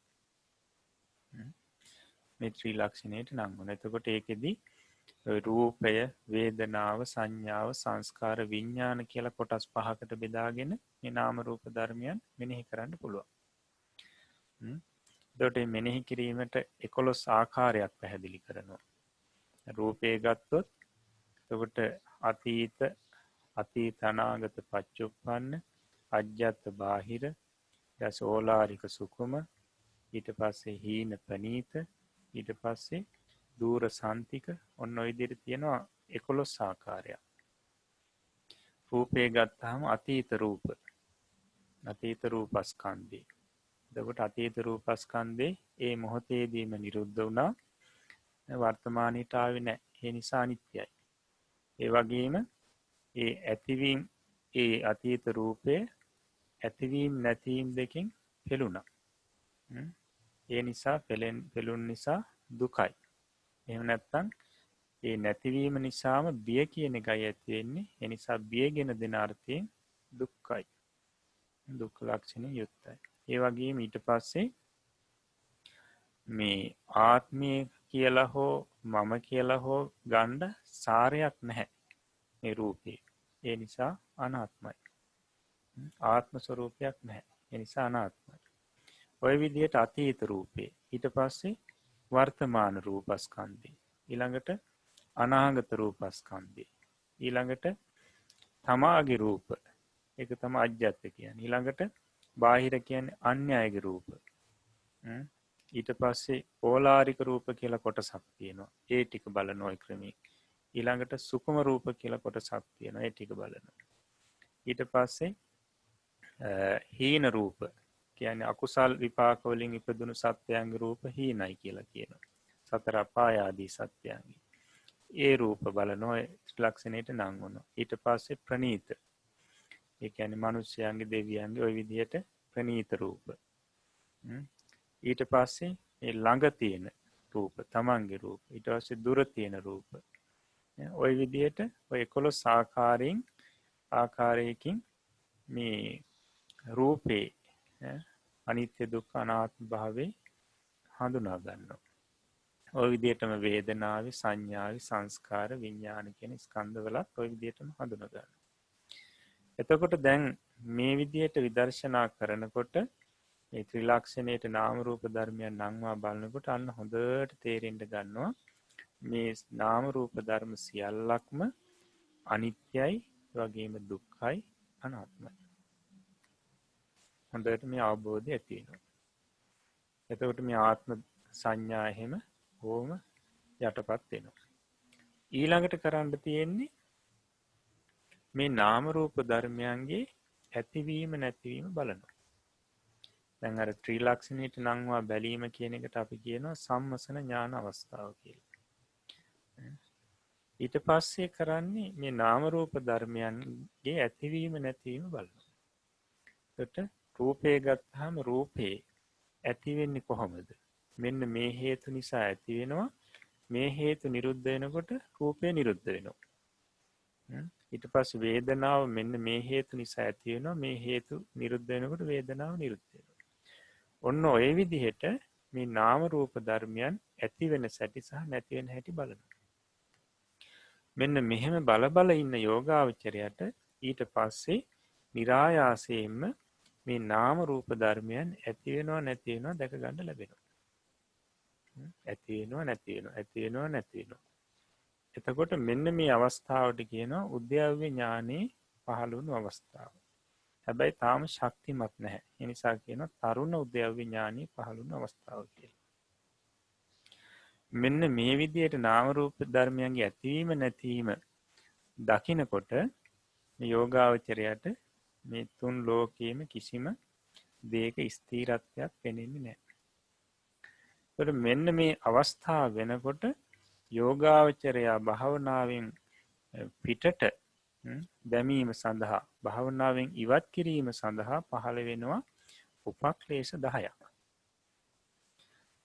භාවනාවෙන් ඉවත් කිරීම සඳහා. ඒකට අපි මේවට කියනවා විදර්ශනා උපක්ලේශ කියලා. විදර්ශනා උපක්ලේශ 10ක් කියලා කියනවා. මෙන්න මේ 10ක් පහළ වෙන්න ගන්නවා. එතකොට ඒකේ පළවෙනි එක තමයි ඕභාස කියලා කියන්නේ. බලවත් ආලෝක විදර්ශනා ආලෝක පහළ වෙන්න ගන්නවා. ඊට පස්සේ ඒ ආලෝක පහළ වෙනකොට මේ යෝගාවචරයට දැන් හොඳට කෙලෙස් යටපත් වෙලා මේ වෙලාවේ තියෙන්නේ. එතකොට මේ විදිහ ආලෝකයක් මට කිසිම දායක පහළ වෙලා නැහැ. බලවත් ආලෝකයක් කියලා ඒ යෝගාවචරය සමහරලාට මන් නිවන් දැක්කා සෝවාන් වුණා කියලා රැවටෙනවා. අන්න ඊට පස්සේ විදර්ශනා නොකර ඉන්නවා. දැන් ඉතින් රහත් වුණා ආයෙ කරන්න දෙයක් නැහැ කියලා. අන්න බලන්න මේ ආලෝකයෙන් මේ යෝගාවචරය රවට්ටනවා. එතකොට භාවනාවෙන් පිට යනවා. ඒ ආලෝකයට ඇල්මක් සියුම් ඇල්මක් ඇති වෙනකොටම ඒ භාවනාව නවත්තලා ඒ ඔස්සේ ඉන්නවා ඊට පස්සේ. ආලෝකයට ඇලුම් කරමින් ඉන්නවා. එතකොට අර භාවනා මාර්ගයේ මගින් නැවතුණා. ඊට පස්සේ දැන් සමහරුන්ට ඕභාස ඊට පස්සේ ඥාන. දැන් ওই වෙලාවේ විදර්ශනා ඥාන ඊටාම තියුණු විදියට කෙනෙකුට පහළ වෙන්න පුළුවන්. නාම රූප ධර්මයන් විනිවිද දකින්න තරමට කිසිම දාක ඒ විදිහේ අත්දැකීමක් නැති තරමට ඥානෙ තියුණු වෙන්න පුළුවන්. එතකොට හිතනවා මට මේ ධර්මයන් හොඳට දැන් තේරෙනවා. එහෙමනම් මං දැන් සෝවාන් වුණා. එහෙම නැත්නම් රහත් වුණා. මගේ කටයුත්ත ඉවරයි කියලා. ඉතින් භාවනාව සමහරව අත්හැරලා දානවා. එතකොට දැන් මේ අවස්ථාව වෙනකොට කෙලෙස් යටපත් වෙලා සමහරුන්ට කෙලෙස් එන්නේ දීර්ඝ කාලයක්. එතකොට හිතාගෙන ඉන්නෝ රහත් වෙලා ඉන්නේ කියලා. ඊට පස්සේ සමහරුන්ට පීති, ඒ කියන්නේ ප්‍රීතිය ඇති වෙනවා. බලවත් විදර්ශනා ප්‍රීතියක් ඇති වෙනවා. ඒ ප්‍රීතිය ඇති වෙනකොට සමහරු රැවටෙනවා මම මේ මාර්ගඵල ලැබුවා කියලා. එහෙම නැත්නම් ඊළඟට පස්සද්ධිය. පස්සද්ධිය කියලා කියන්නේ මේ කයේ සිතේ නිවීම. බලවත් නිවීමක් ඇති වෙනවා, සංසිඳීමක්. එතකොට ඒකට සමහරු රැවටෙනවා. ඊළඟට සුඛ කියන්නේ මේ කයේ පුදුම සැපයක් ඇති වෙන්න ගන්නවා. එතකොට ඒ කයේ සැපය ඇති වෙනකොට හිතනවා දැන් මම මේ මාර්ගඵල ලැබුවා නැත්නම් රහත් වුණා ඔය විදිහට හිතෙනවා. එතනින් භාවනාව නවත්තනවා. ඒකට ඇලෙන නිසා. එහෙමත් නැත්නම් කෙනෙකුට අදිමොක්ක. ඒ කියන්නේ බලවත් ශ්‍රද්ධාවක් ඇති වෙනවා ඔය වෙලාවේ. එතකොට ඒකෙදි සමහරව රැවටෙනවා. එහෙම නැත්නම් පග්ගහ. ඒ කියන්නේ බලවත් වීරියක්. බලවත් වීරියක් ඇති වෙනවා. කිසිම දාක ඇති නොවන විදිහේ වීරියක් ඇති වෙනවා. එතකොට හිතෙනවා එහෙමනම් මේ මාර්ගඵල ලැබුවා කියලා. ඊට පස්සේ සමහරුන්ට උපට්ඨානං. ඒ කියන්නේ මේ බලවත් වූ සිහියක් ඇති වෙනවා. සිහිය අතිශය බලවත් වෙනවා. එතකොට හිතෙනවා එහෙමනම් මේ බලවත් සිහිය ඇති වුණා කියන්නේ එහෙමනම් මම මාර්ගඵල ලැබුවා කියලා. එහෙම නැත්නම් උපේක්ඛා. සමහරුන්ට බලවත් උපේක්ෂාවක් ඇති වෙනවා. සියලුම නාම රූප ධර්ම කෙරෙහි මේ මධ්‍යස්ත භාවයෙන් මධ්‍යස්ත බව නම් උපේක්ෂාව ඇති වෙනවා. එතකොට එතනින් සමහරු රැවටෙනවා. එහෙම නැත්නම් අවසානයේ නිකාන්තිය කියලා කියනවා. නිකාන්තිය කියලා කියන්නේ මේ ආලෝක සහිත මේ විදර්ශනාවට ආලෝක ආදියත් එක්ක මේ ඇති වෙන තමන් කරන විදර්ශනාවට සියුම් මල්මක් ඇති වෙනවා. සියුම් මල්මක් ඇති වෙන. එතකොට එතනින් එහාට මේ යෝගාවචරය යන්නේ නැහැ. ඉතින් මෙන්න මේ විදිහට විපක්ලේශ 10ක් අර තරුණ උද්‍යව්‍ය ඥාන අවස්ථාවේදී පහළ වෙනවා. ඒකට දැන් ඔය අපේ ලංකාවේම කතාවක් තියෙනවා.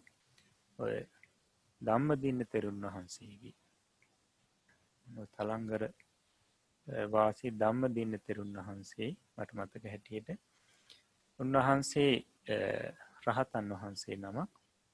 ඉතින් එක දවසක් බලනවා තමන්ගේ ගුරුවරයා ශාසනයේ පිහිටක් හදාගෙන දින්නේ කියලා. බලනකොට දකිනවා ගුරුවරයා රැවටීමක ඉන්නේ. තාම මාර්ගඵල ලැබලා නැහැ. ඊට පස්සේ යනවා ගුරුවරයා මුණ ගැහෙන්න. ගිහිල්ලා කියනවා ස්වාමීනි වහන්සේ මුණ ගැහෙන්න මං ආවේ. ඇයි? මේ ප්‍රශ්න ටිකක් තියෙන උත්තර ලබා ගන්න. ඊට පස්සේ ප්‍රශ්න 10ක් ඇහුවා කියනවා. 18ම ක්ෂණිකව උත්තර දුන්නා කියලා කියනවා. ඊට පස්සේ මේ ධම්මදින ස්වාමීන් වහන්සේ අහනවා ස්වාමීනි ඔබ වහන්සේට පුදුම දැනුමක් ඥානයක් තියෙන්නේ. කවද්ද ඔබ වහන්සේ මේ අධිගත කරේ? ඈ එතකොට කියනවා ආයවත්නි අවුරුදු 60කට කලින් මං අධිගත කරේ. එතකොට ඒ වෙලාවේදී කියන්නේ ඉතින් මේ මාර්ගඵල උසස් ඥාන ලැබුවා කියන එක. ඒ වෙලාවේදී ස්වාමීන් වහන්සේ ධම්මදින ස්වාමීන් වහන්සේ කියනවා අහනවා ස්වාමීන් වහන්සේට සමාධිය හැමත් හොඳට තියෙනවද? ඉතින් කියනවා ඒවට ඉතින් අපහසුයක් නැහැ. ඊට පස්සේ කියනවා එහෙනම් ස්වාමීනි මේ ඇතෙක්ම වණ්ඩකෝ. ඒ වෙලාවෙම ශනිකව අර අභිඥාවට සම්වැදිලා සුදු ඇතෙක් මවනවා.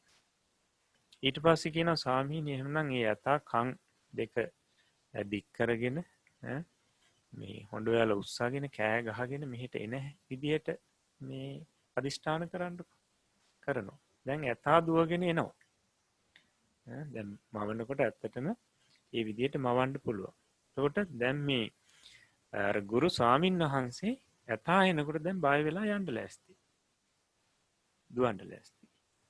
අන්න ඒ වෙලාවේදී ධම්මදින ස්වාමින් වහන්සේ ගුරු ස්වාමින් වහන්සේගේ සිවුරෙන් අල්ලගෙන අහනවා ස්වාමීනි රහතන් වහන්සේලාට මේ මොකද්ද ලෝභයක් කියන එකක් තියෙනවද? එහෙම නැත්නම් අපි කිව්වොත් බයක් තියෙනවද කියලා. අන්න ඒ වෙලාවේදී තමයි තේරුනේ Taman රහත් වෙලා නැහැ කියලා. මොකද අර විදර්ශනා ඥානේ අර දක්වා වැඩුවට පස්සේ මේ සමාධි පරිහරණය කරන නිසා මේ කෙලෙස් කාලයක් යටපත් වෙලා එන්නේ නැහැ. කෙලෙස් තියනවද කියලාවත් තේරෙන්නේ නැහැ. හිතාගෙන හිටියේ රහත් වෙලා කියලා. ඒ වෙලාවේදී කියනවා ගුරු ස්වාමීන් වහන්සේ අනේ ධම්මදින්න මට පිහිට වෙන්න. මම රැවටීමක හිටියේ. ඒ වෙලාවේදී ධම්මදින ස්වාමීන් වහන්සේ ගුරු ස්වාමීන් වහන්සේට කමටහන් කියලා දෙනවා. ගුරු ස්වාමීන් වහන්සේ සක්මනට ඇවිල්ලා තුන්වෙනි පියවර සක්මනේ තියෙනකොටම රහත් වෙනවා කියලා කියනවා.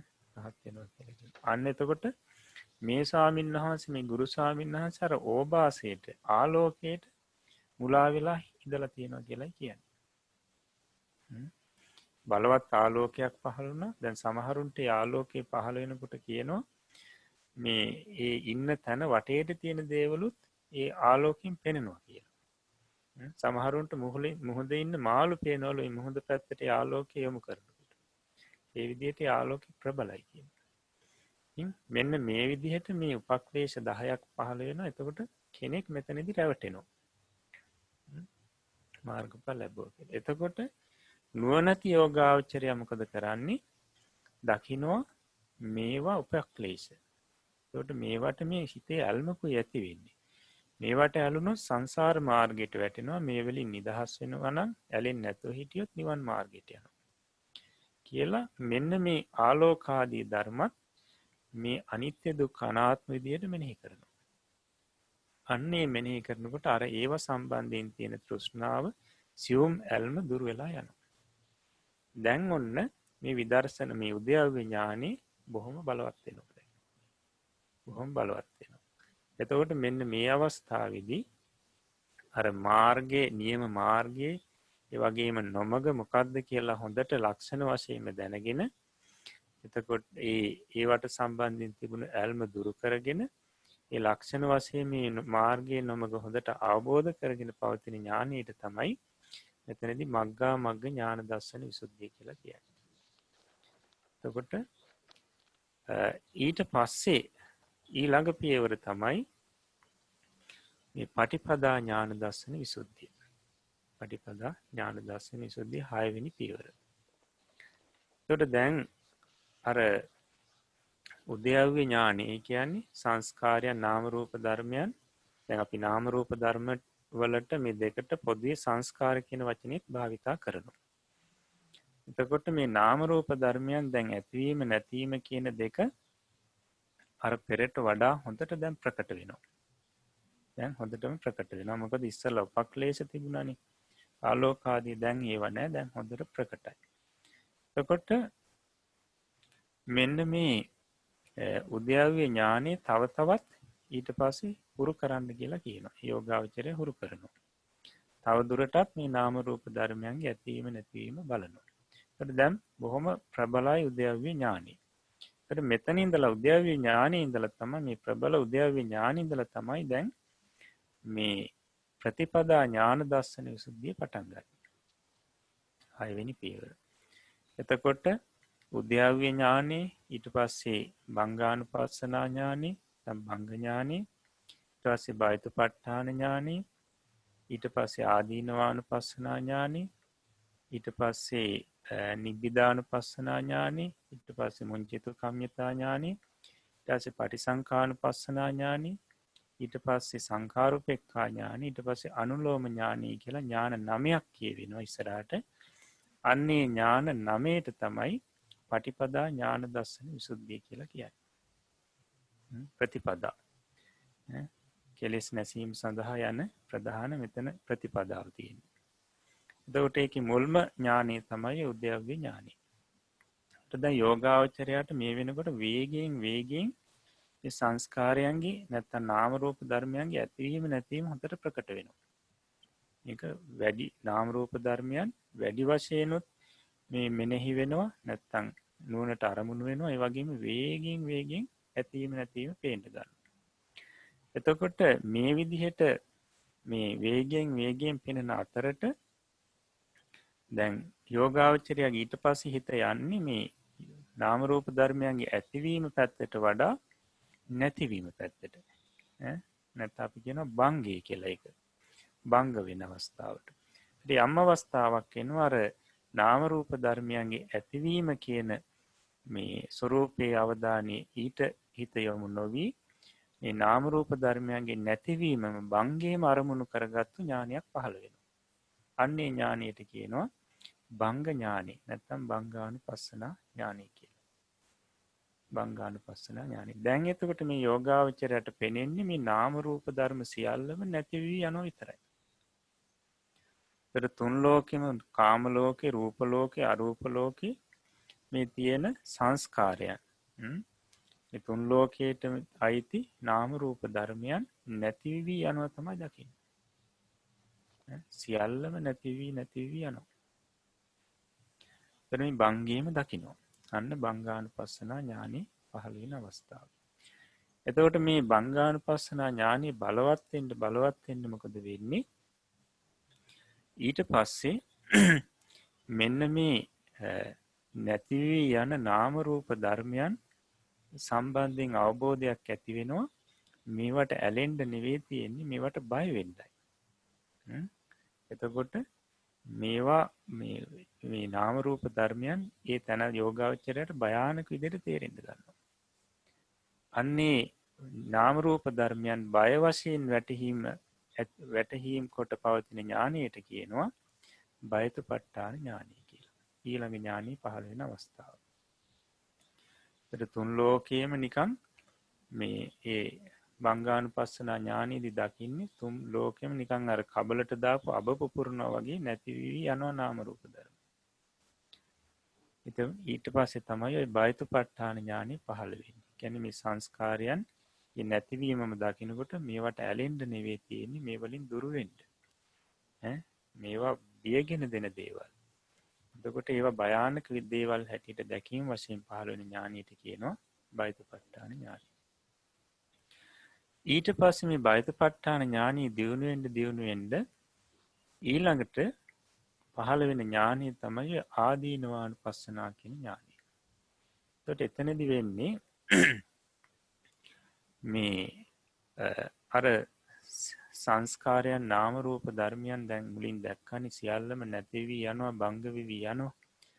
එතකොට ඒවට ඇලෙන්න නෙවෙයි තියෙන්නේ, ඒවා බයින් දකින්නයි තියෙන්නේ කියන ඥානෙත් පහළ වුණා. ඊට පස්සේ දකින්නවා මේ නාම රූප ධර්මයන්ගේ භංගය නැතිවීම කිසිම ක්‍රමයකින් නවත්තන්න බෑ. නවත්තන්න කිසිම ක්‍රමයක් නැහැ. එතකොට මේවට කිසිම පිහිටක් නැහැ. කිසිම කෙනෙකුට මේ නැවැත්ති මේ නාම රූප ධර්මයන් නැති වෙන එක නවත්තන්න බෑ. එහෙමනම් මේ නාම රූප ධර්මයන් බොහොම අසරණයි. අසරණ දේවල්. අන්න ඒ විදිහට මේ නාම රූප ධර්මයන්ගේ තියෙන දෝෂය ආදීනවේ දකින්න. ආදීනවේ දැකීම වශයෙන් පහළ වෙන ඥානෙට තමයි කියන්නේ ආදීනවානුපස්සනා ඥානය කියලා. ආදීනවානුපස්සනා ඥානය. ඒ නාම රූපයන්ගේ තියෙන දෝෂේ සැලකීම් වශයෙන් පවතින ඥානය. මේ ඥානයේ දියුණු වෙන්න මොකද වෙන්නේ? ඊට පස්සේ නිබ්බිදානුපස්සනා ඥානෙ පහළ වෙනවා. නිබ්බිදානුපස්සනා ඥානය කියනකොට දැන් මේ යෝගාවචරයට තේරෙනවා මේ මුලින් තමන් මේ මම මගේ කියලා ඇලිලා හිටියේ මෙන්න මේ විදිහේ පිළිසරණක් නැති අසරණ භාවයකින් යුක්ත මේ නාම රූප ධර්මයන්ට. එතකොට මේවට කිසිම පිහිටක් නැහැ. එතකොට මෙන්න මේවා සම්බන්ධයෙන් අර තියෙන ඇල්ම දුරු වෙලා කලකිරීමක් ඇති වෙනවා. ඒවා එපා වෙනවා. මේ නාම රූප ධර්මයන් එපා වෙනවා. එතකොට මේ නාම රූප ධර්මයන් සම්බන්ධයෙන් කලකිරීමක් ඇති වෙනවා. අන්නේ කලකිරීම වශයෙන් ඇතිවන ඥානෙට තමයි කියන්නේ නිබ්බිදානුපස්සනා ඥානය කියලා. ඒකට මෙන්න මේ අවස්ථාවේදී තමයි ඇත්තටම නාම රූප ධර්මයන් කෙරෙහි කලකිරීම ඇති වෙන්නේ. නමුත් දැන් අපිට මේ ජීවිතේ එපා වැඩක් නැහැ මේ විදිහට අදහස් ආවට ඒක සුළු මොහොතයි ඒක නැති වෙලා යනවා ආයෙත් ඇලෙනවා. දැන් මෙන්න මෙතනදී තමයි හරියටම මේ නාම රූප ධර්මයන්ගේ භංගිය දැකලා ඒවා භයානක හැටියට දැකලා ආදීනව දැකලා ඊට පස්සේ එපා වෙනවා. දැන් හොඳින්ම නුවණින් දැක්කම ඒවා පිළිසරණක් නැති දේවල්. මම මගේ කියලා ගන්න ඇති දෙයක් නැති දේවල් කියලා. එතකොට මේ නිබ්බිදානුපස්සනා ඥානෙ නැත්නම් මේ නාම රූප ධර්මයන් සම්බන්ධයෙන් කලකිරීම සහිත මේ ඥානෙ තව තවත් දියුණු වෙන්න මොකද වෙන්නේ? මේ නාම රූප ධර්මයන්ගෙන් මිදීමේ අදහස සහිත ඥානයක් පහළ වෙනවා. මේ වලින් මිදෙන්න ඕන ඉක්මනට. එතකොට මේවට හසු වෙලා හිටියොත් මේ සංසාරේ මේ ඇතිවීමෙන් නැතිවීමෙන් පවතින්න වෙනවා. මේවා බිඳි බිඳි යන ධර්ම. ඉතින් මේ නාම රූප ධර්මයන්ගෙන් මේ නිදහස් වීම, මිදීමේ බලවත් ඡන්දේ සහිත ඥානයක් පහළ වෙනවා. අන්න ඒකට කියනවා මුංචිත කම්මිතා ඥානය කියලා. මුංචිත කම්මිතා ඥානය. ඊට පස්සේ මුංචිත කම්මිතා ඥානෙ බලවත් වෙන්න ඊළඟට ඇති වෙනවා මේ වලින් නිදහස් වෙන්න කරන්න තියෙන වෙන කිසිවක් නෙවෙයි මේ නාම රූප ධර්මයන් නැවත නැවත විස්තර වශයෙන් මේ ත්‍රිලක්ෂණයට නංවන්නයි. මේ නාම රූප ධර්මයන්ගේ අනිත්‍ය දුක්ඛ අනාත්මතාවය මෙනෙහි කරන්නයි. ඉතින් ඒ අදහසත් එක්ක නාම රූප ධර්මයන් නොයේ ක්‍රමවලින් මේ ඒවල අනිත්‍ය දුක්ඛ අනාත්මතාවය මෙනෙහි කිරීම වශයෙන් තාම පෘතුල වූ ඥානයක් පහළ වෙනවා. අන්න ඒකට කියනවා මේ මුංචිත කම්මිතා ඥානෙ. ඊට පස්සේ පටිසංඛානුපස්සනා ඥානෙ. පටිසංඛානුපස්සනා ඥානෙ. එතකොට නාම රූප ධර්මයන් නොයෙක් ආකාර වලින් විදර්ශනා කිරීම වශයෙන් පහළ වෙන පෘතුල ඥානයට කියනවා පටිසංඛානුපස්සනා ඥානය කියලා. ඊට පස්සේ මේ විදිහට මේ පටිසංඛානුපස්සනා ඥානෙ ඇති වෙලා ඊට පස්සේ මේවා නොයෙක් ආකාරයෙන් විදර්ශනා කරනවා. එක එක ක්‍රම වලින්. ඉතින් ඒක පැහැදිලි කරනවා. පසුව අපිට ඉගෙන ගන්න පුළුවන් එක එක ක්‍රම වලින් විදර්ශනා කරනවා. විදර්ශනා කරන්න දැන් මෙන්න මේ අවස්ථාවේදී අර නාම රූප ධර්මයන් සම්බන්ධයෙන් මේ මම හෝ මගේ කියලා තිබුණු මේ දෘෂ්ටි බලවත්ව යටපත් වෙනවා. එතකොට මේ අවස්ථාව වෙනකොට අර ආර්ය අෂ්ටාංගික මාර්ගයේ මේ ලෝකෝත්තර මාර්ගයේ කියපු මේ චෛසික ධර්මෙහිම වඩාත් බලවත් වෙලා තියෙනවා. එතකොට මෙන්න මේ අවස්ථාවේදී මේ යෝගාවචරයට අර නාම රූප ධර්මයන් සම්බන්ධයෙන් ඒ ඇල්මක් හෝ බියවීමක් හෝ සියුම් වශයෙන් හෝ තිබුණා නම් මේවා මග යටපත් වෙලා යනවා. ඒ යටපත් වීම තුලින්ම මේ සංස්කාර ධර්මයන් කෙරෙහි බලවත් උපේක්ෂාවක් ඇති වෙනවා. තමන්ට අයිති දේකුත් නෙවෙයි මේවා. මේවල ගණ්ඩ දේකුත් තමන්ට නැහැ. බයවෙන්ඩ දේකුත් නෑ මේක. මේ විදියට බලවත් උපේක්ෂාවක් ඇතිවෙනවා. මේ නාමරූප ධර්මයන් කෙරේ. අන්නේ බලවත් නාමරූප ධර්මයන් කෙරේ බලවත් උපේක්ෂාවෙන් යුක්ත ඇතිවෙන ඥානයට කියනවා සංඛාරුපෙක්ඛා ඥානය කියලා. සංඛාරුපෙක්ඛා ඥානය. මෙන්න මේ සංඛාරුපෙක්ඛා ඥානය අවස්ථාවේදී මේ සංස්කාරයන් කෙරේ නාමරූප කෙරේ උපේක්ෂාව ඇති වුණත් මේ ඥානය බොහොම බලවත්. උපේක්ෂාවෙන් නමුත් අර සංස්කාරයන් අනිත්‍ය දුක්ඛ අනාත්ම විදියට මෙනෙහි කිරීම කරනවා. ඒකට සංස්කාරයන් දැඩිව අල්ලා ගැනීමක් නැහැ. බොහෝම උපේක්ෂාවෙන් යුතුව මෙනෙහි කරනකොට මේ ඥානය බොහොම බලවත්. මේ අවස්ථාව බොහොම බලවත්. ඒකට අනිත්‍ය විදියට වර එක මෙනෙහි කරනවා, වර එක දුක්ඛ විදියට, වර එක අනාත්ම විදියට ඔය විදියට බලනවා. සංස්කාරයන්ගේ අනිත්‍ය දුක්ඛ අනාත්මතාවය බලනවා. මෙන්න මේ විදියට බල ඉන්නකොට මොකද වෙන්නේ? එක අවස්ථාවකදී මේ සංස්කාර ධර්මයන්ගේ අනිත්‍යතාවය, අනිත්‍ය ලක්ෂණේ හෝ නැත්නම් දුක්ඛ ලක්ෂණේ හෝ අනාත්ම ලක්ෂණේ කියන තුනෙන් එකක් බලවත් අරමුණු වෙලා ඊට පස්සේ මොකද වෙන්නේ? මේ චිත්ත වීතියක් පහළ වෙන්න ගන්නවා. සිත් වැලක්. ඒකට ඒක කියනවා පරිකර්ම. ඒ කියන්නේ කාමාවචර ඥාන සම්ප්‍රයුක්ත සිත්. මුලින්ම සිතක් පහළ වෙනවා. ඒකට කියනවා පරිකර්මී කියලා. ඊළඟට නැවතත් ඒ සිත පහළ වෙනවා. ඊට පස්සේ පරිකර්ම උපචාරය කියනවා. ඊට පස්සේ තව එකක් පහළ වෙනවා. ඒකට කියනවා අනුලෝම ඥානය කියලා. අනුලෝම සිත. ඒ සිතටම අනුලෝම ඥානය කියනවා. අන්න ඒක තමයි අර විදර්ශනා මේ පටිපදා ඥාන දර්ශන විසුද්ධි අවසාන ඥානෙ. අනුලෝම ඥානෙ. එතකොට අනුලෝම ඥානෙ මොකක්ද කියලා අපි පසුව පැහැදිලි කරගනිමු. පාඩම අපේ පොත අවසාන වෙනකොට මෙන්න මේ අනුලෝම ඥානෙ දක්වා එනවා. එතකොට ඒ සිත්වලිනුත් අරමුණු කරන්නේ අර අනිත්‍ය ලක්ෂණේ හෝ දුක්ඛ ලක්ෂණේ හෝ අනාත්ම ලක්ෂණේ මුලින් වැටහුණු එක. එතකොට මේ අනුලෝම ඥානෙ ළඟට එනකොට අන්න පටිපදා ඥාන දර්ශන විසුද්ධි සම්පූර්ණයි. පටිපදා ඥාන දර්ශන විසුද්ධි සම්පූර්ණ. ඊට පස්සේ පහළ වෙනවා තව සිතක්, කාමාවචර ඥාන සම්ප්‍රයුක්ත සිතක්. ඒකට කියනවා ගෝත්‍ර භූ ඥානය කියලා. ගෝත්‍ර භූ ඥානය කියලා ඒ සිතට කියනවා. නැත්නම් ගෝත්‍ර භූ සිත කියලා කියනවා. ඒ සිතට අරමුණු වෙනවා අන්න නිවන. නිවන කියන පරමාර්ථය අරමුණු වෙනවා. හැබැයි පරමාර්ථය අරමුණු වුණාට කෙලෙස් නැසෙන්නේ නැහැ. එතකොට ඒ සිත තමයි පෘථග්ජන කියන භාවයේ අවසාන සිත.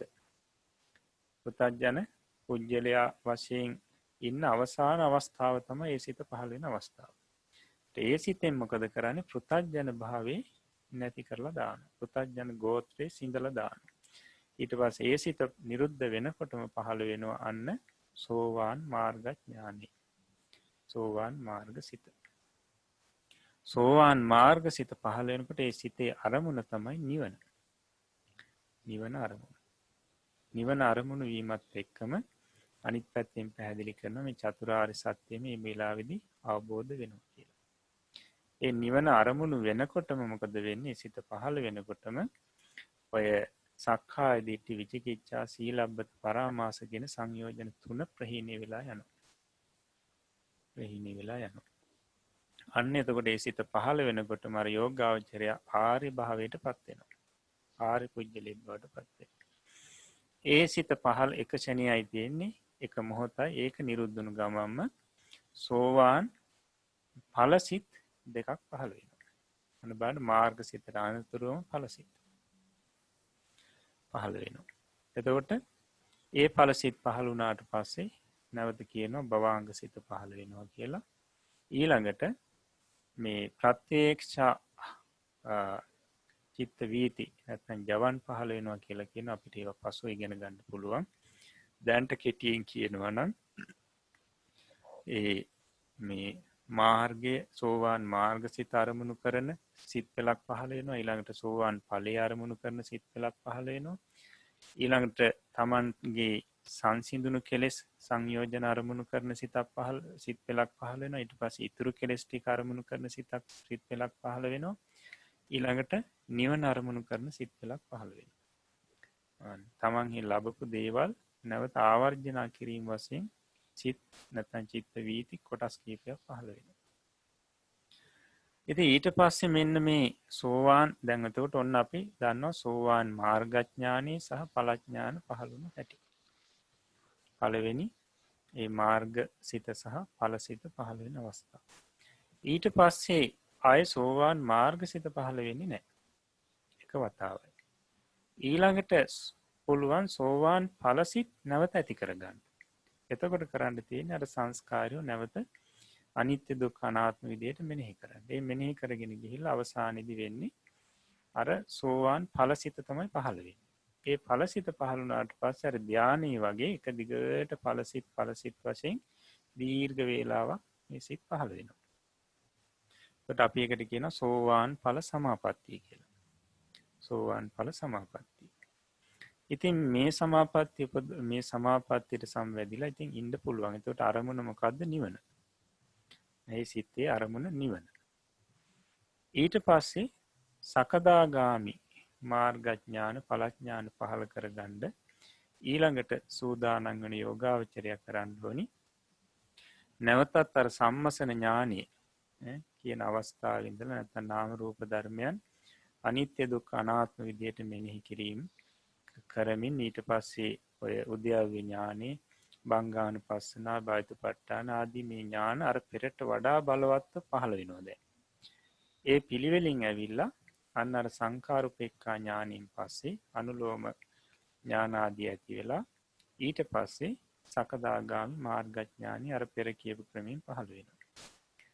ඊට පස්සේ ඒක පහළලා නිරුද්ධ වෙනකොටම සකදාගාමි ඵල සිත් දෙකක් පහළ වෙනවා. එතකොට සමහරුන්ට පහළ වෙන්න පුළුවන්. මොකද ඒකේ තියෙනවා අර මන්ද ප්‍රඥා තීක්ෂණ ප්‍රඥා කියලා ක්‍රමයක්. ඒවා අපිට පසුව ඉගෙන ගන්න පුළුවන්. එතකොට මේ සකදාගාමි ආර්යයන් වහන්සේටත් සකදාගාමි මාර්ගඥානි කියන්නේ පහළ වෙන අවස්ථාවේදී ඔය කාමරාග පටිඝ කියන සංයෝජන ධර්ම දෙක තියෙන බලය අඩු වෙනවා. ප්‍රහීණය වෙන්නේ බලය අඩු වෙනවා. ඊට සකදාගාමි ආර්යයන් වහන්සේටත් පුළුවන් නැවතර නාම රූප ධර්ම විදර්ශනා කිරීම තුළින් සකදාගාමි ඵල සිතට ඵල සමාපත්තියට සම්වදින්න. ඊළඟට අනාගාමි භාවයේ වෙනුවෙන් නැවත විදර්ශනා කරන්න ඕනේ. අන්න අර විදිහට අර සම්මසන ඥානෙ පටන් විදර්ශනා කරනවා. නාම රූප ධර්මයන් අනිත්‍ය දුක්ඛ අනාත්ම විදිහට බලාගෙන ඊට පස්සේ අර උද්‍යව්‍ය ඥාන ආදී පහළ වෙනවා පෙර අවස්ථා දෙකටත් වඩා බලවත්. ඊට පස්සේ අර සංඛාරුපේක්ඛා ඥානෙන් පස්සේ ඒ අනුලෝම ආදී ඥානයන්ගෙන් පස්සේ ඔන්න අනාගාමි මාර්ගසිත පහළ වෙනවා. ඒ සිත පහළ වෙනකොට මොකද වෙන්නේ? ඒකෙත් අරමුණ නිවන කාමරාග පටිඝ කියන සංයෝජන ධර්ම දෙකම ප්‍රහීණය වෙලා යනවා. ඊට පස්සේ සකදා අනාගාමි ඵල සිත් දෙකක් හෝ තුනක් ඒ පුජ්‍යලයන්ට අනුරූපීව පහළ වෙනවා. ඊට පස්සේ අනාගාමින් වහන්සේ අනාගාමි ඵල සිත ඵල සමාපatti උපදවා ගන්න අවශ්‍ය වෙනකොට නාම රූප ධර්මයන් විදර්ශනා කරගෙන යනකොට ඊට පස්සේ මේ ඵල සිත නැවත සමාපatti විදිහට පහළ වෙනවා. ඊට පස්සේ අනාගාමින් වහන්සේ රහත් වීම සඳහා කරන්න තියෙන්නේ අර නැවත අර නාම රූප ධර්මයන් සම්මසන ඥානයේ පටන් මෙනෙහි කරගෙන එනවා. ඒක පෙර තුන් අවස්ථාවටත් වඩා බලවත් හොඳට වැටහෙනවා. එතකොට අර සංඛාරුපේක්ඛාදී ඥානයන්ගෙන් පස්සේ අරිහත් මාර්ගසිත පහළ වෙනවා. අන්න එතකොට අර අපි මුලින් පාඩම ඉගෙන ගත්තා වගේ මේ මොහොතේදී අර මේ මාර්ගසිත අවස්ථාවේදී අර මේ මාර්ග ආර්ය අෂ්ටාංගික මාර්ගයේ අංග 8 බලවත් අතිශය බලවත් අර මුල් අවස්ථා තුනටම වඩා බලවත් පහළ වෙනවා. ඒතර සෝවාන් මාර්ග අවස්ථාවේදී පහළ වෙනවා. ඊට වඩා බලවත් සකදාගාමි මාර්ග සිත් අවස්ථාවේදී පහළ වෙනවා. ඊට වඩා බලවත් අනාගාමි මාර්ග සිත් අවස්ථාවේදී පහළ වෙනවා. ඊටත් වඩා බලවත් අරිහත් මාර්ග සිත් අවස්ථාවේදී පහළ වෙනවා. අන්න ඒ බලවත්වම පහළ වෙනකොට මොකද වෙන්නේ? අර සියලු සංයෝජන ධර්මයන් ඒ වෙලාවේ ප්‍රහීණය වෙලා යනවා. එතකොට රූප රාග අරූප රාග ඊට පස්සේ මාන උද්දච්ච අවිජ්ජා කියන මේ සංයෝජන පහම ප්‍රහීණය වෙලා යනවා. ඊට පස්සේ ඒක නිරුද්ධ වෙනකොටම අරිහත් මාර්ගසිත ඵලසිත පහළ වෙනවා. දෙකක් හෝ තුනක්. අනේ ඊට පස්සේ රහතන් වහන්සේට පුළුවන් ඵලසිතට නැවත සංවදින්න ඕනි වෙනකොට ඵල සමාපත්තියට සංවදින්න ඕනි වෙනකොට එහෙම නැත්නම් අරිහත් ඵල සමාපත්තියට සංවදින්න ඕනි වෙනකොට සංස්කාර ධර්මයන් අනිත් නැත්නම් නාම රූප ධර්මයන් අනිත්‍ය දුක්ඛ අනාත්ම විදිහට මෙනෙහි කරගෙන යනකොට අර ඒ අවසානයේදී මේ අරිහත් මාර්ගසිත නෙවෙයි පහළ වෙන්නේ අරිහත් ඵලසිත දිගින් දිගට පහළ වෙනවා. අරිහත් ඵල සමාපත්තියට සංවදිනවා කියලා කියන්නේ අරිහත් ඵලසිත දිගින් දිගටම උපදවාගෙන වාසය කිරීම. හොඳයි. එතකොට මේ ක්‍රමයෙන් තමයි ඔන්න ඔය මාර්ග සිත් සහ ඵලසිත පහළ වෙන්නේ. මාර්ග සිත් සහ ඵලසිත පහළ වෙන්නේ. හොඳයි. එතකොට මං හිතනවා යම් පමණකට අවබෝධයක් දල අවබෝධයක් ලැබෙන්න ඇති කියලා මේ ලෝකෝත්තර සිත් පහළ වෙන අවස්ථාව ගැන. නමුත් ඉතින් සමහරෙකුට මේක කියන්නේ ටිකක් නොතේරෙන්න පුළුවන්. නමුත් නොතේරුණා කියලා වැඩි හිතන්න අවශ්‍ය නැහැ. මොකද තාම අපි මේ නාම රූප ධර්මයන්වත් හරියට ඉගෙනගෙන නැහැ. අවසානයේ මේ පොත අවසානයේදී තමයි ඔය විදර්ශනා භාවනා ක්‍රමයේ ඔය පිළිවෙත ඉගෙන ගන්න තියෙන්නේ. එතකොට ඔන්න ඔය මාර්ගසිත හතරට තමයි කියන්නේ ඥාන දර්ශන විසුද්ධිය කියලා. අවසාන පියවර. ඥාන දර්ශන විසුද්ධිය. අවසාන පියවරේ කියන්නේ පටිපදා ඥාන දර්ශන විසුද්ධිය 6 වෙනි එක. 7 වෙනි එක තමයි ඥාන දර්ශන විසුද්ධිය. මාර්ගඥාන හතරට කියනවා මේ ඥාන දර්ශන විසුද්ධිය කියලා. ඔය පියවර 7න් තමයි මේ ලෝකෝත්තර සිත් උපදවා ගන්න. හොඳයි. එතකොට දැන් සමහරුන්ට ඉතින් නොඑක් ප්‍රශ්නත් ඇති වෙන්න පුළුවන් දැන් මේක අහගෙන ඉන්නකොට. ඉතින් නමුත් මේ ප්‍රශ්න වලට පිළිතුරු අපි ඉතින් දැන් ලබලා දුන්නට ඒකේ වැඩක් නැහැ. මොකද මේක මේ පොත අවසානයේදී එන කොටස පිළිවෙලට කියවලා වඩාත් දැනුමක් ලබා ගන්නකොට ඒ ප්‍රශ්න විසඳිලා යනවා. දැන් අපි ඔක කෙටියෙන්නේ බොහොම කෙටියෙන් තමයි ඔක පැහැදිලි කරේ. නමුත් විස්තර වශයෙන් පැහැදිලි කරනකොට Tamanට තියෙන ගැටලු වලට ප්‍රශ්න උත්තර ලැබෙනවා. හොඳයි. එහෙමනම් අපි බලමු මේ පාඩමට අදාළ ප්‍රශ්න කීපයක් තියෙනවා.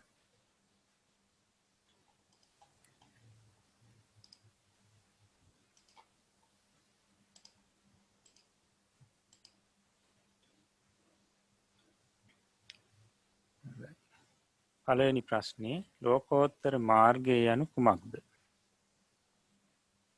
ඊට පස්සේ ලෝකෝත්තර සිත යනු කුමක්ද?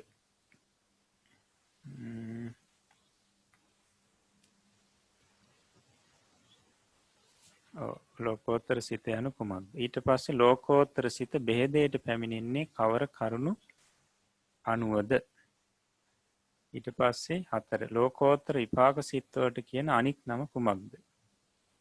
සිත් සියල්ලම කොපමණද? ශෝභන සිත් හා අශෝභන සිත් කොතෙක් ඇත්තේද? 7 කුසල් අකුසල් විපාක ක්‍රියා සිත් කොතෙක් ඇත්තේද? දැන් ওই ප්‍රශ්න 7ටත් උත්තර ලියන්න. ඊට පස්සේ අපි ඊළඟ දවසේදී ප්‍රශ්නෝත්තර සාකච්ඡා කරමු. දැන් මෙතකින් අපි අභිධර්ම පාඩම අද අවසන් කරනවා. අපි ඊළඟට බලමු පාලි පාඩම.